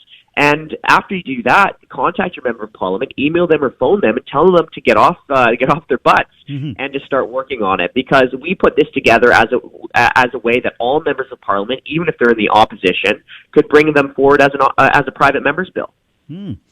Mr. Tarzino, again, thank you very much to join me whenever we need you, and doing your duty as a national director on this to protect Canadians who are paying hard-earning money and to all these politicians, and they can enjoy about these salaries, but they must work. They say 185,000 is a salary. Then they have their constituency office, and they have employee there. They have airfare from their constituency to Ottawa, and there's a residence in Ottawa. There's so much. They are going about $500,000 alone to the taxpayers. Well, you know what? Us Canadians, so many families, they're working hard. They're doing their best, and they deserve to have their money not wasted. So Yes. Thank you so much for having me on the show. Thank you, Mr. Tarzino. Looking forward again talking to you soon. Thanks. Great. Have a great day. You too. Bye-bye. Franco Terrazzino director ਨੇ, national director ਨੇ Canadian tax payer federation ਦੇ। ਉਹਨਾਂ ਨੇ 12 ਨੁਕਤੇ ਦਿੱਤੇ ਨੇ ਜਿਨ੍ਹਾਂ ਨੂੰ ਵਿਸ਼ ਲਿਸਟ ਕਿਹਾ ਬਈ ਇਹ ਅਸੀਂ ਜਿੰਨੇ ਵੀ ਜਿਹੜੇ ਵੀ ਹਲਕੇ 'ਚ ਰਹਿੰਦੇ ਆ ਆਪਣੇ ਐਮਪੀਆਂ ਨੂੰ ਕਹਿਣ ਕਿ ਆਹ ਕੰਮ ਕਰੋ। ਪਹਿਲਾਂ ਉਹਨਾਂ ਨੇ ਕਿਹਾ ਕਿ ਸਭ ਤੋਂ ਪਹਿਲੀ ਗੱਲ ਇਹ ਹੈ ਕਿ ਜਿਹੜੇ ਗਵਰਨਰ ਜਨਰਲ ਨੇ, ਜਿਹੜੇ ਰਾਣੀ ਦੇ ਅਹੁਦੇਦਾਰ ਬਣਾਏ ਹੋਏ ਨੇ ਸੂਬੇ ਦੇ ਵਿੱਚ ਵੀ ਨੇ ਅਤੇ ਦੇਸ਼ ਦੇ ਵਿੱਚ ਵੀ ਨੇ, ਉਹਨਾਂ ਨੂੰ ਜਦੋਂ ਚਾਹੇ 6 ਮਹੀਨੇ ਲਾਉਣ ਚਾਹੇ ਸਾਲ ਲਾਉਣ, ਉਹਦੇ ਬਾਅਦ $2 ਲੱਖ ਤੱਕ ਉਹਨਾਂ ਦਾ ਖਰਚਾ ਹੈ ਸਾਲ ਦਾ, ਜਿਹੜਾ ਉਹ ਖਰਚਦੇ ਆ। ਜੂਲੀ ਪੇਟ ਵਰਗੀ ਜਿਹੜੀ ਬਦਨਾਮ ਗਵਰਨਰ ਜਨਰਲ ਸੀ, ਜਿਸ ਨੇ ਆਪਣੇ ਵਰਕਰਸ ਦਾ ਸਾਹ ਸੂਤ ਕੇ ਰੱਖਿਆ, ਉਹ ਵੀ 2 ਲੱਖ ਲਊਗੀ। ਉਸ ਤੋਂ ਬਾਅਦ ਜਿਹੜੇ ਵੱਡੇ ਘਰਾਣੇ ਨੇ, ਸਨਅਤੀ ਘਰਾਣੇ, ਉਹਨਾਂ ਨੂੰ ਕਿਸੇ ਨੂੰ 500 ਮਿਲੀਅਨ, ਕਿਸੇ ਨੂੰ 600 ਮਿਲੀਅਨ, ਉਹਦੇ ਲਈ ਉਹ ਕਹਿੰਦੇ ਪਾਰਦਰਸ਼ੀ ਸਿਸਟਮ ਚਾਹੀਦਾ। ਕਿਵੇਂ ਦੇ ਰਹੇ ਹੋ, ਕਿਹਨੂੰ ਦੇ ਰਹੇ ਹੋ? ਜਿਹੜੇ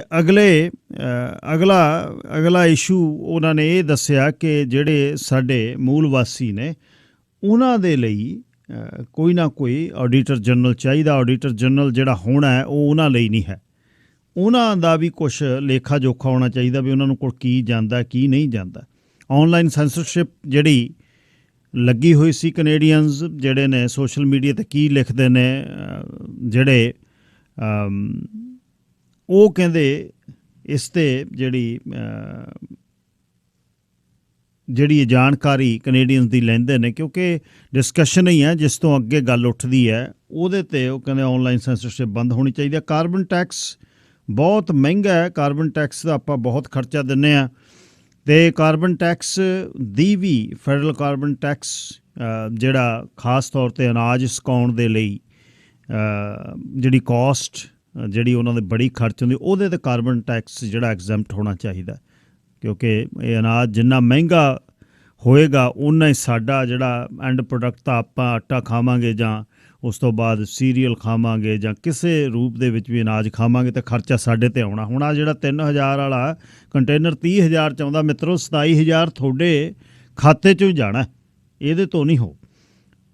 ਅਤੇ ਅਗਲੀ ਕਹਾਣੀ ਰੈਵਨਿਊ ਕੈਨੇਡਾ ਨੂੰ ਜਿਹੜੀ ਘਰਾਂ ਦੀ ਆਪਾਂ ਸੇਲ ਕਰਦੇ ਹਾਂ, ਜਿਹੜੀ ਖਾਸ ਜਿਹੜੀ ਇਸ ਇੰਡਸਟਰੀ ਨੂੰ ਬਚਾ ਕੇ ਰੱਖ ਰਹੀ ਹੈ, ਉਹ ਕੈਪੀਟਲ ਗੇਨ ਹੈ, ਉਹਦੇ ਤੋਂ ਕਹਿੰਦੇ ਵੀ ਰੈਵਨਿਊ ਕੈਨੇਡਾ ਨੂੰ ਇਹਦੀ ਰਿਪੋਰਟਿੰਗ ਨਹੀਂ ਹੋਣੀ ਚਾਹੀਦੀ, ਇਹ ਬੰਦ ਹੋਣੀ ਚਾਹੀਦੀ ਹੈ। MP ਆ ਜਿਹੜੇ $1,85,000 ਲੈਂਦੇ ਆ, ਮਹਾਮਾਰੀ ਦੇ ਵਿੱਚ ਵੀ $6,900 ਤੋਂ $7,000 ਪੇ ਹਾਈਕ ਲਈ ਆ। 1,85,000 ਤੋਂ ਮੈਂ ਉਹਨਾਂ ਨੂੰ ਕਿਹਾ ਨਹੀਂ, 1,85 ਨਹੀਂ, 5-5 ਲੱਖ 'ਚ ਪੈਂਦੇ ਆ। 2.5 ਲੱਖ ਦਾ ਇਹਨਾਂ ਦਾ ਹਲਕੇ ਦਾ ਦਫ਼ਤਰ ਹੈ, ਜਿੱਥੇ 3-3 4-4 ਬੰਦੇ ਕੰਮ ਕਰਦੇ ਆ। ਉੱਥੇ ਹੀ ਫਿਰ ਜਿਹੜਾ ਮੁਰਗ ਮੁਸਲਮ ਤਾਂ ਉੱਥੇ ਹੀ ਦੁਪਹਿਰ ਦਾ ਚੱਲਦਾ ਨਾ, ਵੀ ਕੰਸਟੀਚੂਐਂਟਸ ਆਏ ਸੀ, ਉਹਨਾਂ ਨੂੰ ਅਸੀਂ ਲੰਚ ਸਰਵ ਕੀਤਾ, ਦੱਸਿਓ ਮੈਨੂੰ ਕਿਹੜਾ ਜਾ ਕੇ ਖਾ ਕੇ ਆਇਆ। ਇੱਕ ਦਿਨ ਫੋਨ ਕਰਕੇ ਦੱਸਿਓ ਵੀ ਫਲਾਣੇ MP ਦੇ ਗਏ ਸੀ ਦੁਪਹਿਰ ਦਾ, ਅਸੀਂ ਪ੍ਰੀਤੀ ਭੋਜਨ ਉੱਥੇ ਛਕ ਕੇ ਆਏ ਹਾਂ। ਇਹ ਤਾਂ ਗੱਲਾਂ ਛੱਡ ਦਿਓ। ਅਤੇ ਅਗਲੀ ਜਿਹੜੀ ਹੈ ਅਲਕੋਹਲ ਦਾ ਟੈਕਸ ਜਿਹੜਾ ਉਹਦੇ 'ਤੇ ਵਧਾਉਣ ਦੀ ਗੱਲ ਉਹਨਾਂ ਨੇ ਕਿਹਾ। ਅਤੇ ਟੈਕਸ ਔਨ ਟੈਕਸ ਜਿਹੜਾ ਬੇਸਿਕਲੀ ਜਿਹੜਾ ਗੈਸੋਲੀਨ ਦਾ ਸਾਡਾ ਟੈਕਸ ਆ, ਜੇ ਤੁਸੀਂ ਸਟਿੱਕਰ ਲੱਗਿਆ ਦੇਖੋ ਗੈਸ ਆਪਣੇ ਸਟੇਸ਼ਨਾਂ ਦੇ ਮਾਲਕਾਂ ਨੇ ਲਾਇਆ ਵੀ ਉਹਦੇ 'ਚ ਉਹਨਾਂ ਨੂੰ ਤਾਂ ਉਹੀ 5-4 ਸੈਂਟ ਜਿਹੜੇ ਲੀਟਰ ਦੇ ਬਚਦੇ ਆ ਉਹ ਉਹਨੇ ਬਚਣੇ। ਟੈਕਸ ਜਿਹੜਾ ਬਹੁਤ ਵੱਡਾ ਜਿਹੜਾ ਹੁਣ $1 ਟ੍ਰਿਲੀਅਨ ਦਾ ਘਾਟਾ ਹੈ ਉਹ ਇੱਧਰੋਂ ਉੱਧਰੋਂ ਕੱਢਣਾ। ਅਲਕੋਹਲ 'ਤੇ ਟੈਕਸ ਲਾ, ਗੈਸ 'ਤੇ ਟੈਕਸ ਲਾ। ਅਤੇ ਕਹਿਣਾ ਪਤਾ ਕੀ ਆ ਹੁਣ ਗੈਸ 'ਤੇ ਟੈਕਸ ਲਾਉਣ ਲਈ ਬਈ ਅਸੀਂ ਕਹਿੰਦੇ ਹਾਂ ਜੀ ਇਲੈਕਟ੍ਰੀਕਲ ਵਹੀਕਲ ਲਾਓ। ਅਤੇ ਇਹ ਜੀ ਦੇਖੋ ਬਰਬਾਦੀ ਹੋ ਰਹੀ ਆ ਵਾਤਾਵਰਨ ਦੀ, ਜੇ ਹੋ ਰਿਹਾ। ਹੁਣ ਕਿਸੇ ਕੋਲ 5000 ਦੀ ਕਾਰ ਹੈ, ਉਹਦਾ ਤਾਂ ਕੰਮ ਸਰ ਰਿਹਾ, ਉਹਨੂੰ 35-40 ਹਜ਼ਾਰ 'ਚ ਕਾਹਦੇ ਲਈ ਮੜਦੇ ਹੋ? ਕਿੱਥੋਂ ਲਿਆਊ 35,000 ਉਹ? ਸੋ ਇਹ ਇੱਕ ਵੱਡਾ ਜਿਹੜਾ। ਉਹਦੇ ਬਾਅਦ ਐਮਪੀਆਂ ਲਈ ਰੀਕਾਲ ਨਹੀਂ ਹੈ ਵੀ ਜਿਹੜਾ ਐਮਪੀ ਤੇ ਤੁਸੀਂ ਖੁਸ਼ ਨਹੀਂ ਉਹਨੂੰ ਸੱਦੋ ਵਾਪਸ, ਉਹ ਇਹਨਾਂ 'ਤੇ ਨਹੀਂ ਹੈ, ਐਮਐਲਏਆਂ 'ਤੇ ਹੈ।